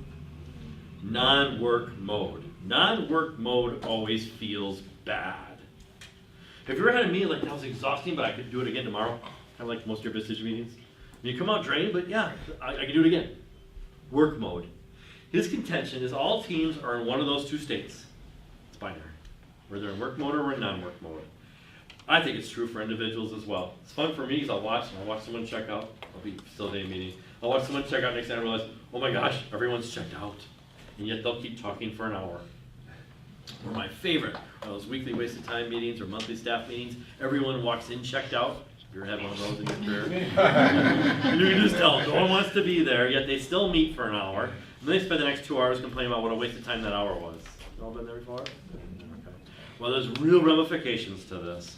So on the next page is my attempt to explain this. It's not as complicated as it looks, all right? Just stick with me, don't get too far ahead, and I will get you through this in one piece. But here are the 2 states. There is work mode, and there is non-work mode. The key to understanding this is to realize what causes you or anyone to go from work mode to non-work mode is always and only the avoidance of one or more real issues. What causes you to check out during a meeting is because what's being talked about is not real. You're like, this is a waste of time, this is stupid. So you start thinking about something that's more real to you, like your golf game, or what are you going to do tonight, or whatever it is, or what the work back at your desk. The only reason you dread going to a meeting is because we don't talk about what's real. We're avoiding the real issues. So you walk in checked out. Every team does this. The healthy ones get back to work. And it usually takes place in one of two ways. I think it can only take place in one of two ways. Either someone on the team names the real issue or the leader names the real issue. Can you go back to a point in time in your career where you had one of those weekly wasted time meetings? Could you imagine going into that meeting and saying, guys, before we start today, I have a real issue I want to talk about? And that issue is this meeting. I gotta be honest, I'm struggling with this meeting. I'm struggling to understand what value I bring to this meeting. I'm struggling to understand what value I'm supposed to get out of this meeting. I'm glad to be here, but before we jump into our regular agenda, I need better help understanding what value I'm supposed to get or give from this meeting. And I'd like to talk about that before we start. Could you imagine saying that? Some of you are like, yeah, if I said that, I would get fired. So you know what goes on? As the human brain gets scared, okay, and it has anxiety, you know what it does? It starts telling itself stories. Well, if I say that, I will get fired. And the second the story is greater than my fear, I am now off the hook. Oh, what doesn't make any sense to call this meeting, because if I do, I'm going to get fired. So I'm not going to call it the meeting. I would tell Catherine this is an issue, but she won't change anyway. Don't have to. Or it'll only get worse. These are called negative fantasies. And the brain does it to protect itself. To protect itself from doing that which it's afraid to do. But let me ask a question. Are you really going to get fired for trying to make a meeting better? No. No. And yet I tell myself all the time I get fired. It's not real. So what I want you to do is I want you to get in the habit of whenever you hear yourself tell these stories, I want you to ask yourself, how do I absolutely positively know that to be true? And that will help ferret out negative fantasy from fear, real fear. Because real fear exists. There's always risk. Okay? But here's the key. The things we do to avoid separation are the very things which will guarantee, bless you, that you are going to experience that separation. Anyone here ever seen the Abilene Paradox by any chance? Has that ever made the circuit? Jerry Harvey? Yeah. Jerry Harvey? Have you guys? Jerry Harvey. Yeah. Anybody seen it? What's it called? Oh, Abilene Paradox? I have a video of it. Yeah, I would I'll send it. share it with them. Yeah. It costs $1,000, so you're probably better off just sharing it. It's brilliant, okay? But he's the one who really articulates this phenomenon really well. But the key to this is understanding this. The things we do to avoid separation are the very things which would guarantee you experience that separation. Thank you. So let me give you a real life example. I'm actually remarried. My first wife and I started out like this. Okay, as we got older, we grew apart. I didn't want to get divorced. I was afraid if I said what I really felt or needed, that we'd get divorced. So I said nothing. She didn't want to get divorced. She was afraid if she said what she really felt or needed, that we'd get divorced. So she said nothing. Well, guess what happened? We got to the point where the best thing we could do was get divorced. We talk about it now, and we realize, oh my gosh, have we talked about some of that stuff? Who knows? We may not have gotten divorced. Yeah. Of course, she blames me because I teach this stuff, right? So but it's true. The things I did to avoid separation pretty much guarantee that we'd experience that separation. If I'm worried about losing my job, so I say nothing, I play it safe, go quiet whenever times get tough, when time for a layoff, who's going to get laid off first? Me. Things we do to avoid separation are the very things which guarantee you'll experience it. Because our negative fantasy becomes more real to us than what our fear is. Right? So I want you to learn to ask yourself, whenever you face fear and you start telling yourself these stories, how do I absolutely positively know that to be true? And in that answer, you'll be able to ferret out negative fantasy from real risk. So, it's possible that someone on the team can put the real issue on the table. It's also possible the leader puts the real issue on the table. You guys have all done this. Hey guys, it's time to talk about cost cutting, right? Or some kind of real issue. Invariably, you are going to be met with panic. Panic will take the form of silence. Or someone will crack a joke to ease the tension. It's a panic response. Or someone will say, maybe we should adjourn the meeting and get more data. That's your CFO. That's another panic. Now, as a good leader, you're going to keep the issue on the table until eventually we get back to work. This is what healthy teams look like. Unfortunately, it rarely happens. Instead, what happens are these issues magnify or multiply until one of two things happens. Either the group snaps or the leader snaps. Each of you as leaders have a threshold of anxiety you can tolerate. And the second that threshold gets hit, you step in and you call the shot. You do what Beyond described as the dictatorial move in an effort to restore control to your life. As a leader gets scared or anxious, they step in and take control. Remember me talking about Kurt? Kurt's threshold for anxiety is about that high. The second he got anxious, boom, here's what we're going to do. And he'd step in and call the shot. And what would happen in that moment is the group would shut down and go back in defendance mode. This was his company for years, over and over and over. He'd get anxious, he'd step in, call the shot, they'd shut down, do what they were told, repeat. I've learned to call this nirvana, because everybody gets what they want. Kurt said he hated it, but guess what? He loved it. The group said they hated it, but guess what? They have any accountability and responsibility. Kurt got what he wanted, which was control. The group got what they wanted. They didn't want the accountability and responsibility. So as much as they both complained about it, they were in heaven. You know how I know the group loved it? Okay. Because Kurt and I were having dinner a few months ago, actually probably about a year ago now. We were having dinner talking about, Kurt changed. He really changed. He worked hard on himself. People come into his office and say, what should I do? And he would literally sit on his hands and go, interesting. Good luck with that. But don't you think this would be a good idea? And Kurt would be like, maybe. You know? He'd stop answering all their calls. He goes, think about what happened to my entire management team after I stopped making all the decisions. I'm like, well, they quit. That's exactly. And what dawned on me is if I'm a high control freak leader, guess who stays working for me? People that want to be told what to do. That's the only reason they're still there. The second he stops making all the calls, those people will leave, and he's got to get people that are willing to step up and make the calls. So every leader has this threshold. When you have that threshold get hit, you've got to step in and take control. But if your threshold's higher, very often the group will snap and they'll panic. They'll get scared. And they do what I call the seduction of the leader. And this is where Beyond was brilliant.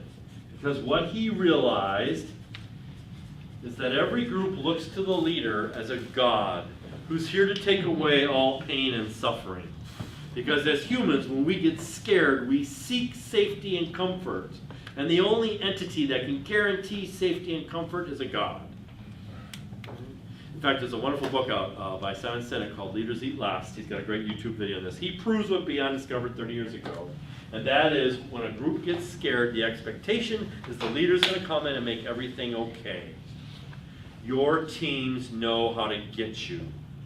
Some of you can't handle silence, so they just go quiet and wait for you to step in. For some of you, it's confusion. Have you ever had your group just go brain dead on you? And you're like, oh my gosh, you guys, it's not that hard. All you gotta do is this, and I just took it, didn't I? For me, it was conflict. I wanted peace and harmony. You guys started getting into a fight, I got all anxious. Guys, don't worry about it, I'll take care of it, just get along. For some leaders, it's guilt. It says boss in your card, shouldn't you be making this decision? Oh yeah, I suppose. And you take it. They know how to get you. I had people come to my office and tell me a story. 30 days later, I heard them say to something else. Well, I told Ark about it. I don't know why I didn't solve it. Literally, after I pieced this together, this is amazing. The next day, so I had a sales team, accountable as a team. Okay, so I had 6 salespeople, and we were a smaller company. We were only about $25 million. So my deal with them was this. You guys are accountable for 4 things. Number of new customers, total sales, margins in the jobs we quote. You can't get sales by just lowering margins. And since we're in medical, day sales outstanding. It's hard to get your money in medical, so don't give me these customers that aren't going to get us paid. So these are your 4 metrics. I don't care what you do, how you do it, as long as you deliver on those metrics. Worked great for 2 years. So all of a sudden, we started having quality problems with our number 1 customer. It's a $4 million account, and when you're $25 million, that's a pretty big deal. So they were kind of getting nervous. They were about to lose this account. Well, all of a sudden, they start paying us poorly, and they panicked. So they sent Tim in my office. Tim walks in my office and goes, Eric, we've got a problem. Medtronics isn't paying us. What should we do?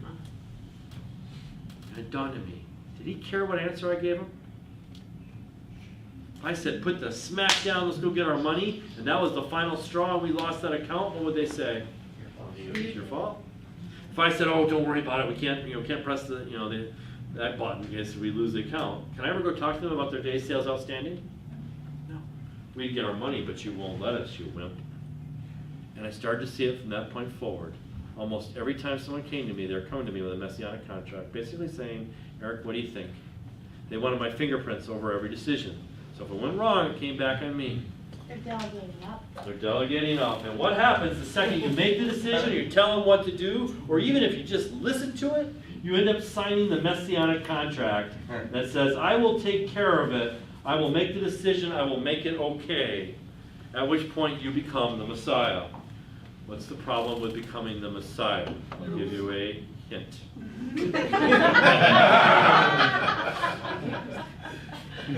My favorite definition of a leader is one who's yet to be crucified by their followers, because it's just a matter of time.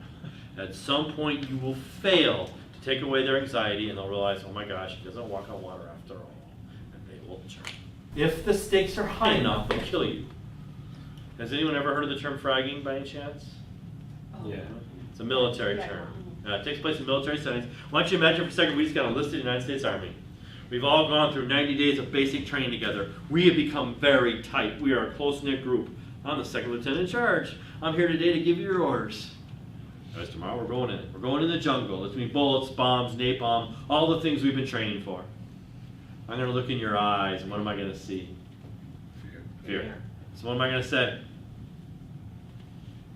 What am I going to say to you? It's gonna be okay. It's going to be okay. Follow me. We're going to get through this. All right, you guys. So next day we go in the jungle. 5 hours later we come back out, only to find our good friend Chelsea's dead. How do you feel about me now? You lied. You're incompetent. You're no good. Fragging stands for the fragmentation grenade that shows up in my tent the next morning. Poof. Next.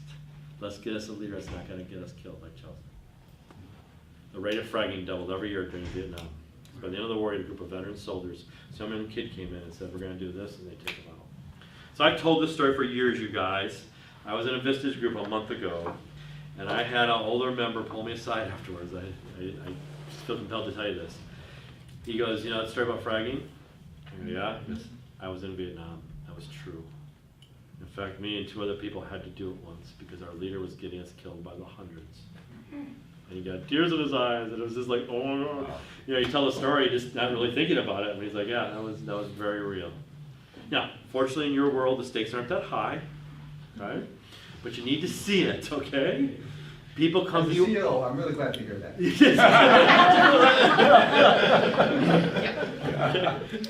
But I need you to see it. Think about a time you had a bad boss. What did happen? The group fractured. There was the fighters and the flighters. The fighters tried to get the boss out. They couldn't. They joined the fighters, and the whole group just shut down, waiting for the boss's boss to figure it out.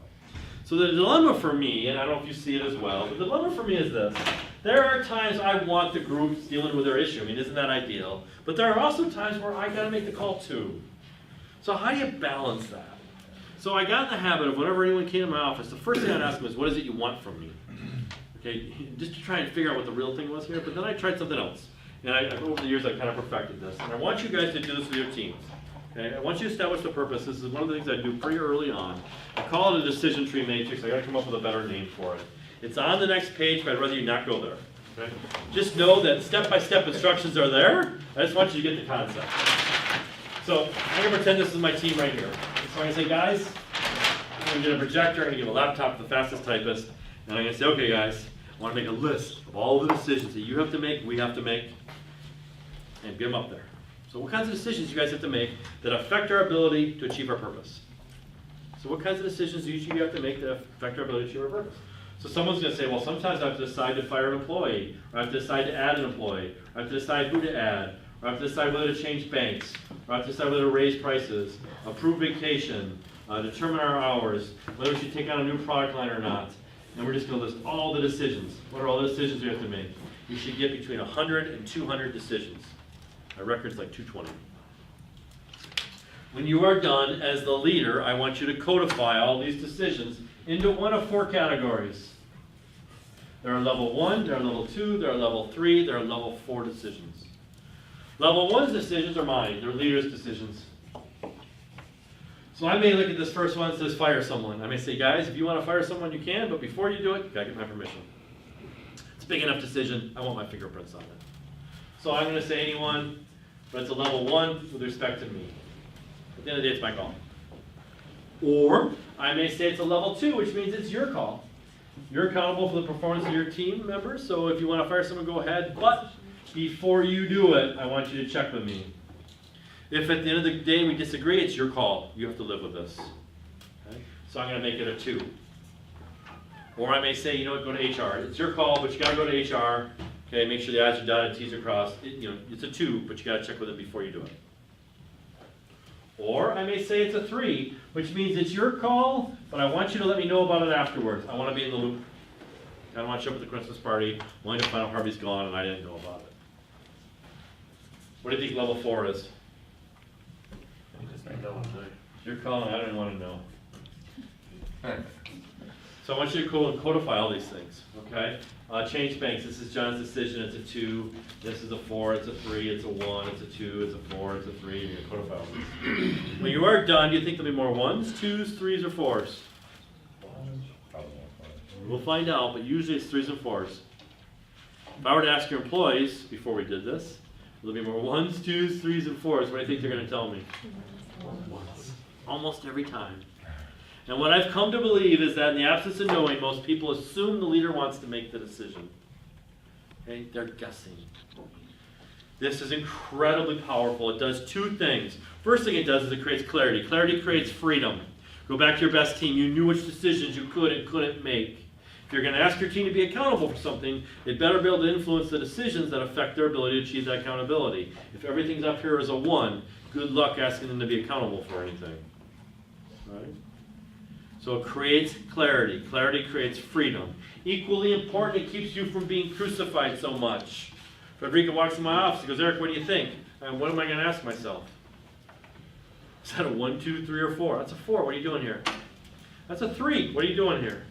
That's a 2. I'm glad you're here. We should talk this through. That's a 1. I got to let you know my decision. Because so often as leaders, okay, I want it, but I don't want it. This is going to force you to make that decision.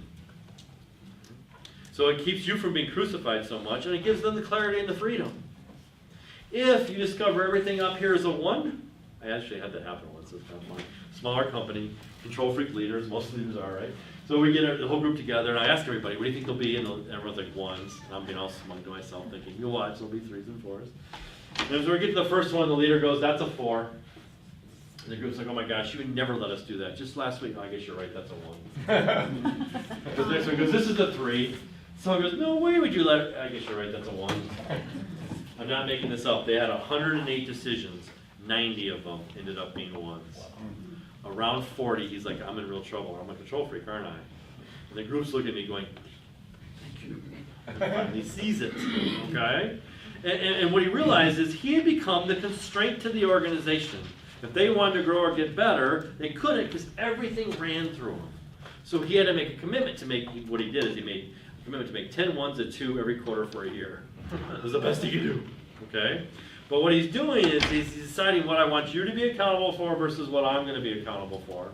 And this has got to be consistent with what you're asking the team to be accountable for. It can change. Sorry to use this analogy, you guys. You can use it in a few years with Deshaun Watson, but for now, we can use Aaron Rodgers. When Aaron Rodgers started with the Packers, everything was a 1. Mike McCarthy did the game plan, he did exactly what he was told. Turned out he was a pretty good quarterback. Next thing you know, he got the 2-minute drill. Today, Mike McCarthy calls the plays. He can audible any play he wants to at line of scrimmage. When they go up in a hurry-up offense, he calls the plays. 2 years ago, Aaron Rodgers struggled. So you know what Mike McCarthy did? I found this out from the inside. He went to him at the end of the year and said, I want you to stop audibling these plays. You're thinking too much. And he took it back. Last year, give it back to him. It's no different with your teams. They demonstrate an ability to be accountable, you give them more. They demonstrate an inability to be accountable, you take it back. If you can't manage your own anxiety, you take it back. If you're tired and exhausted every night, you give them more. And that's how you manage this transition. It's organic. But it forces, to your point earlier, you give me a puzzled look. You have a question? Number 3 Yeah. is a tough area because I can have a boss that when I'm telling him after the fact, how he reacts to that news can drive me up to treating him like a 1 or a 2. Right. So that's another conversation we have to have. Because you know, boss, you told me it was a 3, and that it was okay whatever decision I made. And I'm reading from your body language right now that it's not a 3, so I need to know, is it a 3 or not? Okay, that's how you handle that. That's the relationship conversation, isn't it? And it's perfectly safe, because we agreed it was a 3. You said it was a 3, I acted as if it was a 3, you can't jam me. I did what we agreed to. So if it's not, then let's change it. But you can't fault me, because we agreed it was a 3. Yes? Can it be a counseling moment though? Like, yes, it was your decision, but I want you to have this decision in the Yeah, we future. can learn from it, and Yeah. I'm totally willing, I gave this to you knowing that you may fail, and I'm okay with the failure, I just wanna make sure you learn from it. Okay. That's totally fair. That's why I made it a 3. Because, you know, it was a coaching moment. If I didn't care about the consequence, or if I wasn't worried about you failing, I'd make it a 4. But it was a 3 for a reason. So yeah, totally it can be a coaching moment. Do you suggest doing this at all levels? Yes. I'd really encourage you to do it with your board of directors, and I would encourage you to do it with your team, and I encourage them to do it with their teams. It cascades all the way down. And I will tell you, if it doesn't change, I mean, if everything's a 1, you either have a really weak team, or you're a control freak. Or both. Or both. So, and I'm not here to say it's a bad thing. You get what you ask for. If I want total control, they'll all be 1s, and that's the deal. But you can't be mad at them for not being accountable. Okay? And if it's not progressing over time, you'd like to see 1s become 2s, and 2s become 3s, and 2s become 4s. So it's a sign of you're not able to give total control. You don't really want to do this, or they're not ready to step up and take it. So it's just a wonderful tool. Are you going to get every decision up here? But get 80% of the stuff up here. You give enough context, they'll know. Right now, they're guessing. I've had like 5 clients do this. It takes more time, but it was really cool. What they did is they made the list. They had the leader go off on their own and codify them, and the team went off on their own, and they agreed and discussed and came to agreement on what they thought the boss, what it was. And then they got together. It was amazing the differences. A leader would have a 4 on something the team had as a 1. And the leader's like, why do you think that's a 1? And they're like, well, 3 years ago you said this. And they're like, you've been holding on to that for 3 years? Okay? So it's kind of a great way of working through the junk in the trunk. It takes a little bit more time, okay?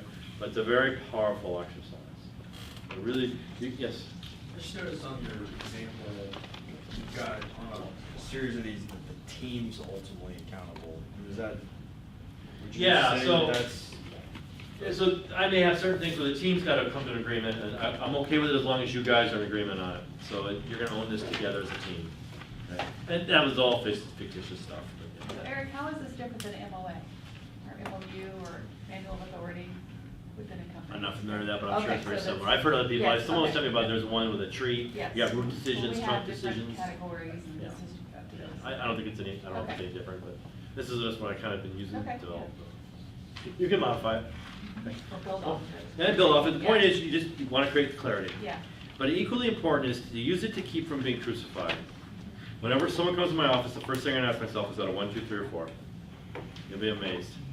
You'll be amazed. And this keeps you from being crucified. This addresses the go to the boss issue. Because there's certain things you want them to come to you with. And you're never going to give up the keys to. I'm sorry, you just don't. All right, you guys got enough juice in the tank for one more thing?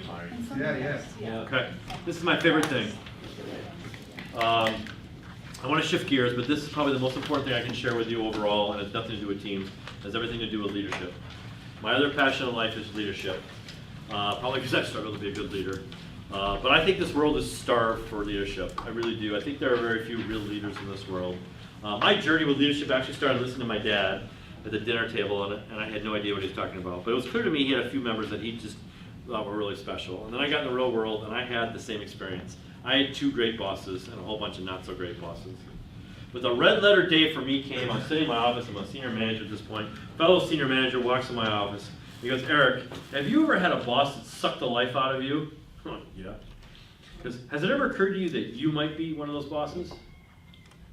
I'm like, is that a question or a statement? And he goes, it's a question. He goes, we both worked for this guy named Don. He goes, I'm sure Don had no idea he was a life-sucking entity. How do I know I'm not one of those? How do you know you're not one of those? I'm like, oh my gosh, never thought about it.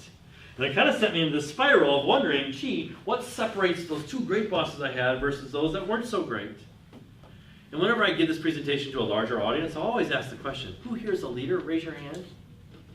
And you know the only people that ever raise their hand are people that have people reporting them at work.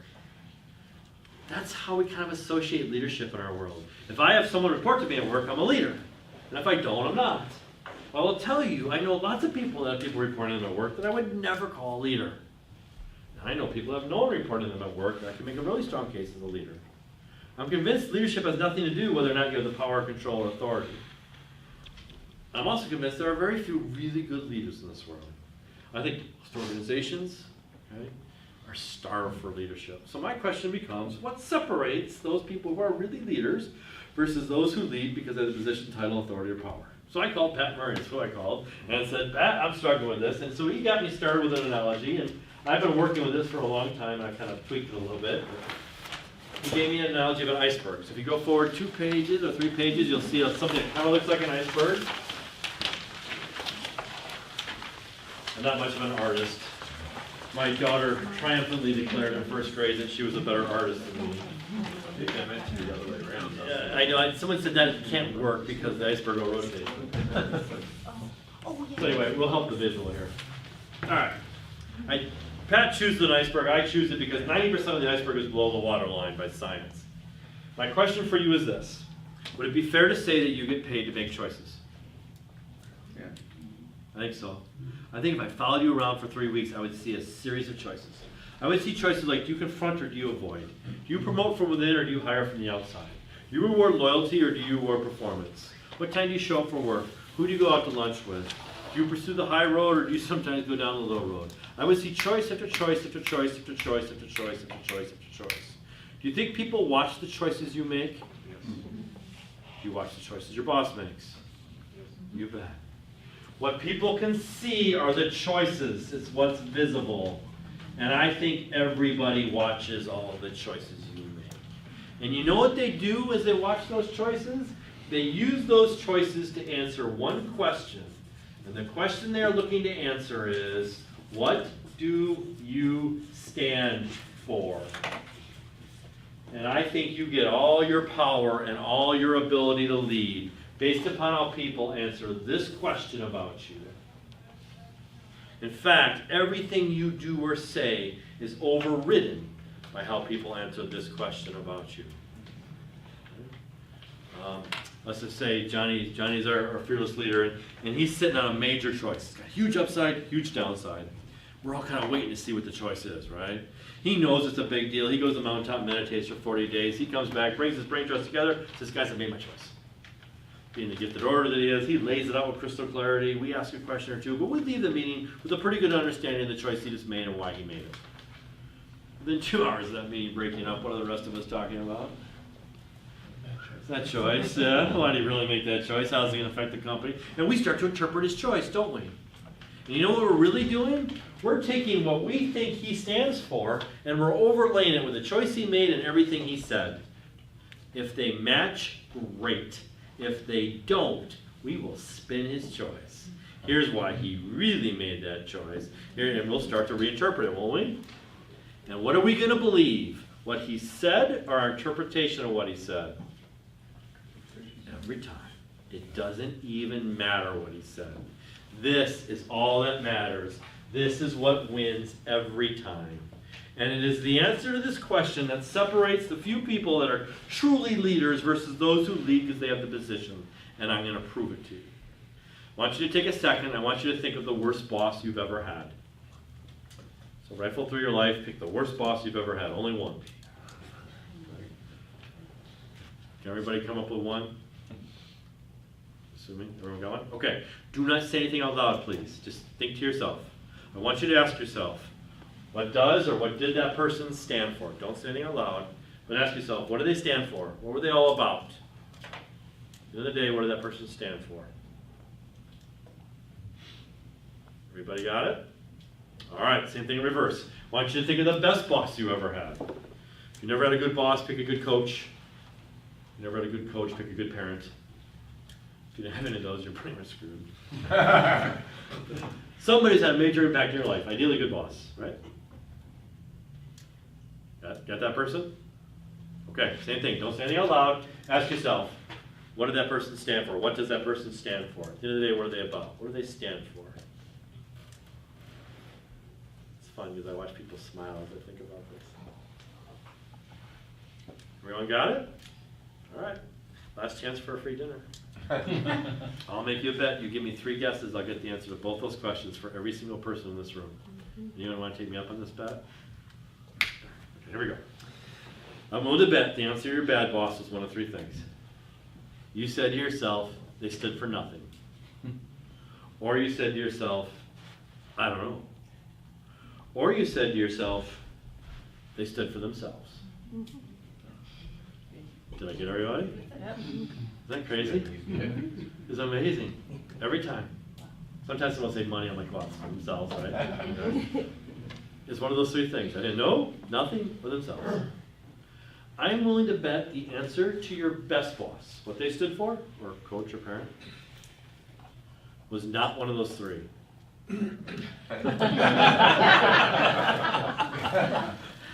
I right? Am I right? I thought I am. I thought I'm right. That's what separates people who lead because they have the position versus those who are truly leaders in this world. In order to lead in this world, you must stand for something bigger than yourself. And that's what makes a leader. That's what makes a parent a parent. And in order to lead, that becomes the ground on which I stand. You make so many choices, you can't fake it. Everybody knows exactly what you stand for. And what you stand for is defined by what I'll call your core purpose.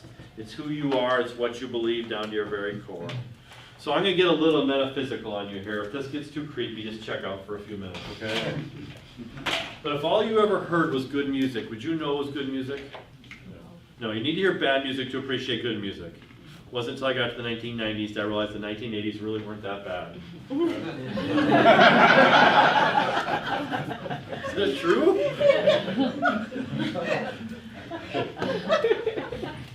If you're God and you're a loving vibration, you know what love is. My first thought was, well, of course. And my second thought was, I don't know. Maybe in order for me to fully understand what love is, I need to experience fear or hate or anger. Maybe in order for me to understand what it means to be fully self-actualized, I need to experience dependency or codependency. Maybe in order for me to fully understand who or what I am, I need to experience things that I am not. And maybe the only way I can do that is to create a physical world and allow myself to manifest through it so I can experience those things there that I can't hear. I'm crazy enough to believe there's only 2 parts to us. There's our brain or our ego, whatever you want to call it. And there's our soul or our spirit, whatever you want to call it. This transcends the journey. This is born and dies with us here on earth. And it's from both these spaces we are. It's from both these spaces our core purpose derives. It's who we are, what we think. Everything comes out of these 2 spaces. If you think about their roles, this is purpose-driven, transcends this journey. This only has 2 purposes. One is to create. One of the brain's purposes is to create. You think about it, everything in this room started with a thought. Thought creates. The second and primary reason for your brain is to ensure your survival. From the time you are born to the time you die, your brain's primary mission is to keep you alive. And it does a very good job. It makes sure your heart beats. It makes sure all your core needs are met. It makes sure you have enough food, safety, shelter, what's next? Beer, money, love. Okay? It can never have enough. It can never have enough. It can never have enough. It's fear-based. And it is constantly in need of more love, more beer, more money, all those things. And it's doing exactly what it's supposed to, is it's keeping you alive. Thank goodness it does. And it's from these spaces we operate. Had you worked for me at EWC when I was president, and you watched all the choices I made, after a while you would have formed an opinion around what you thought I stood for. You would have pretty accurately come to the conclusion that I wanted to show I was the right choice. You would have concluded that I wanted to look good to the board of directors.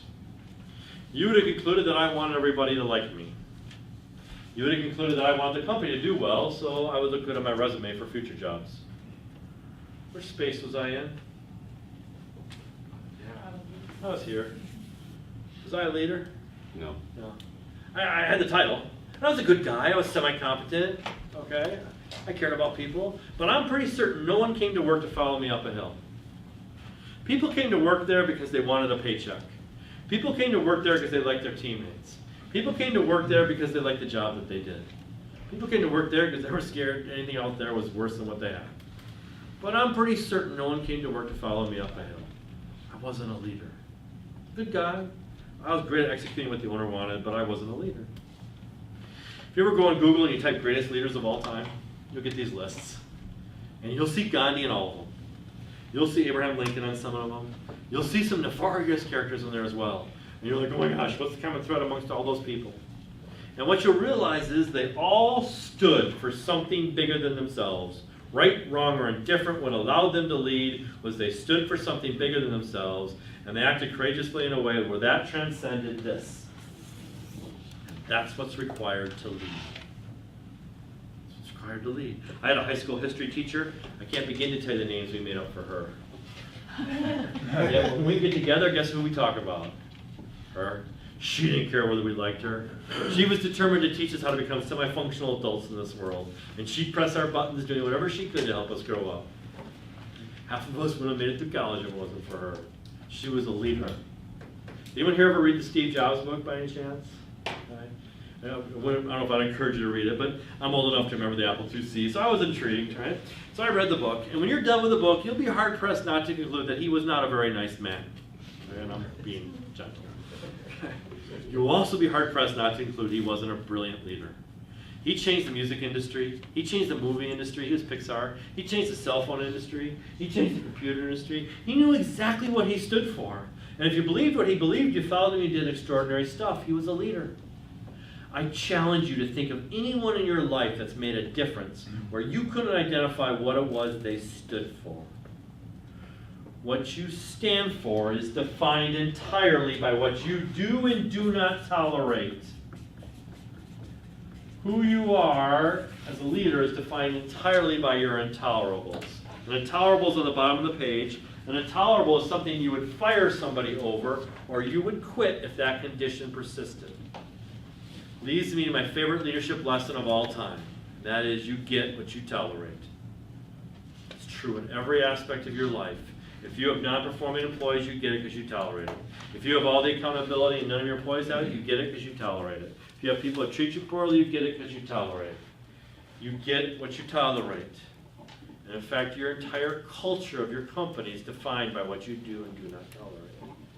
I'm guessing some of you have your values on the wall, right? I'm willing to bet they're not your values.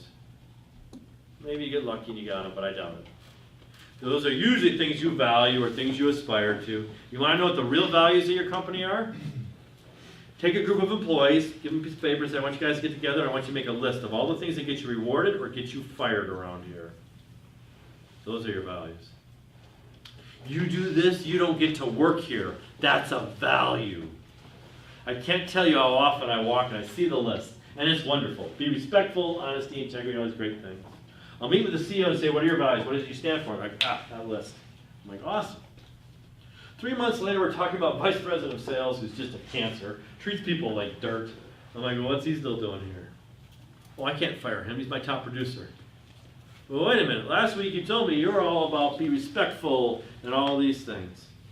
You can't tell me that's a value as long as he's here. Because as long as you're tolerating him, you're saying that's more important to you than any of those. Those are not values. What gets you fired is a value. Ask people. Who knows your intolerables better, you or your kids? Kids. Who knows your intolerables better, you or your employees? Employees. Ask them. What you think your intolerables are is pretty irrelevant. What they experience is what's real. Give them the definition. Tolerable is something I'd fire someone over or I'd quit if that condition persisted. Write down what you think my intolerables are. First time I did that, I had 6 people do it. Put them up on the wall. The only common thread we could find was don't steal. Didn't make me a bad person. I just hadn't figured out what I stood for at that point in my life. And I think life has a way of teaching us things that gives us the opportunity to figure out what it is we stand for. And as we find that space and we live in that space, we become parents. As we find that space and live in that space, we can become leaders. I can't tell you how often I stood for something, but then I said nothing under pressure because I was worried about losing my job. And now I realize this was more important to me than this, which means I didn't really stand for it, did I? But to that point, if you think about, say, Maslow's hierarchy, I'm at risk of not feeding and housing my family. Does that prevent you from being a leader? Potentially. I think at some point in life you realize you can have both. Yeah. I can stand for what I believe and still feed my family. And if I can't stand for what I believe and feed my family where I'm at now, I'm going to go somewhere else. You go somewhere else. Yeah, because I can still find a way to feed my family and stand for what I stand for. If I say I don't tolerate chauvinism, I mean, I just don't. And I'm at work where someone's being chauvinistic, there's 3 outcomes. I'm either going to get them to change their behavior, I'm going to get them out, or I quit. If I stay, I can't call it intolerable. So I can do what I can to get them to change, but if they want to leave, because I can still support my family and be true to myself somewhere else. It's the same, yeah. Same thing. It's the same with surfing too. Yeah. Because if you have to go and surf a different spot if you're not willing to fight. with Exactly someone right. because The they're right spot. paddling on Yeah, you. that's a good analogy. I thought about that. Yep, that's it. We take a quick story and we'll wrap up. So this goes way back. So I was my buyer, back in my buying days, this was 20 years ago. Me and my boss went on a tour of our most important suppliers. And we went and visited our best supplier. Happened to be Newport Beach, California. Great place to go when you're 23. And we sat down, signed our names to the book, sat down, we looked up, and on the wall behind the receptionist were the words, "Let the marginal employee work across the street." And we're like, "Would you see that?" And we're looking across the street, thinking it was a competitor, it was a warehouse. And so our sales guy comes and gets us, takes us back to his office. We walk to the cafeteria, guess what's on the wall? "Let the marginal employee eat across the street." And we're like, "What is that?" And the guy's like, "We need to talk to our owner." And we're like, "Can we?" He's like, "Sure." So on the way out, we met the owner, and we're like, "Okay, we're just trying to understand what is this." And she goes, "Well, I decided if I'm going to own my own business, I want to be surrounded by people who are passionate about being extraordinary in what they do. And if you're not driven to be extraordinary here, you don't get to work here. I don't care if you're the janitor, I don't care if you're the vice president of sales. You need to be driven to be extraordinary in all that you do." And my boss blurted out, he goes, "You mean you fired people because they weren't?" And she's like, "Oh yeah, but I'm totally okay with that. Because before you work here, we sit down, we talk about what those words mean to you and what it means to me." Guess what she got every day? She didn't tolerate anything less. I read an article on Dave Packard, I don't know if you guys remember, but Hewlett Packard in their day was the product invention company. They invented the product. Year after year, they were the ones who invented these cool things, right? And there was an article with Dave Packard asking, "What his secret to success was?" And he goes, "Well, I don't know why I have a secret. I guess my mission in life is to invent." And I would never leave an employee's presence without asking them the question, "What are you doing that's new?" And if they didn't have a good answer, I read them the riot act. So I guess pretty much every employee here knew that if Dave Packard was in the building, you better have a good answer to that question. Guess what he got? It works in reverse. I was doing strategic planning a number of years ago for a company up in Milwaukee, and this company had gone from 0 to $100 million in like 10 years. They were in LED lighting for aerospace. So, getting ready to do strategic planning, meeting with the owner, and he tells me in confidence as I'm leaving, he goes, "Eric, you just need to know that I'm going to sell the business." I'm like, "Why?" Because it's not fun anymore. I started this in my garage, and ever since I've had an employee, every month I share my financials. Every month I talk about how important our customers are. And yet no one cares anymore, we're too big. So I'm going to sell and start over. All right. So a few weeks later, we're off-site doing our planning session, and this whole topic comes up about employees not caring about our customers. So I'm kind of fostering the conversation. I knew it was an issue. And all of a sudden, the vice president of operations gets up, and he goes, "I know our problem. I know why no one cares about our customers anymore." He walks up to the board, and he goes, "Our problem is sissy." And we're all like, "What's that?" He goes, "Well, once a month we make a business decision around here. It's called screw it, ship it." What happens the last day of the month in a manufacturing company? Get out the door. Ship whatever you can out the door. Why? Make your numbers. You gotta make the quota. And the owner's like, "I don't get it." And the guy's like, "Every month you stand in front of us and you talk about how important customers are, yet once a month we stick it to our customers. We ship product to them whether they want it or not. And after a while you start to sound like Charlie Brown's teacher." Wah, wah, wah, wah. And Terry's like, yeah, but I don't tell you to do this.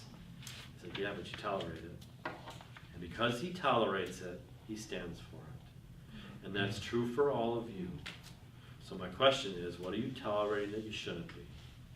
And if you want your culture to change, if you want your teams to become more accountable, you need to change what you do and do not tolerate. You must stop tolerating pairing. You must stop tolerating people asking questions as opposed to making statements. You must stop tolerating we statements. Okay, speak on your own behalf. You must stop tolerating becoming the Messiah. And as you change that, the world around you will change. Until you do, nothing changes. Your company is designed to function exactly the way it has, based upon what you have and haven't tolerated to this point. So you gotta start by saying, what do I want different? You may say, I don't want anything different. But if you do say, I want my team to become more accountable, or I want more accountable teams, or whatever that is, the two questions you gotta ask yourself: am I willing to give up some control to make it happen? And am I willing to raise the level of adulthood in this organization? Will I deal with Harvey if Harvey doesn't come to play? If Harvey's the control freak that won't play like a team, then Harvey can't stay. Now we can go talk about this with Harvey, but Harvey's gonna have to come around and play like a team player and be able to put the team ahead of themselves. If they can't, Harvey can't stay. So if you know you'll be willing to do that, no matter whoever Harvey is, you've got this. It's just a matter of working the process. It starts with you defining the purpose for the team. What do I want that team to be accountable for? Do the blank sheet of paper exercise. You then have to come up with metrics, graph it. In your handout, there's a page that talks about metrics.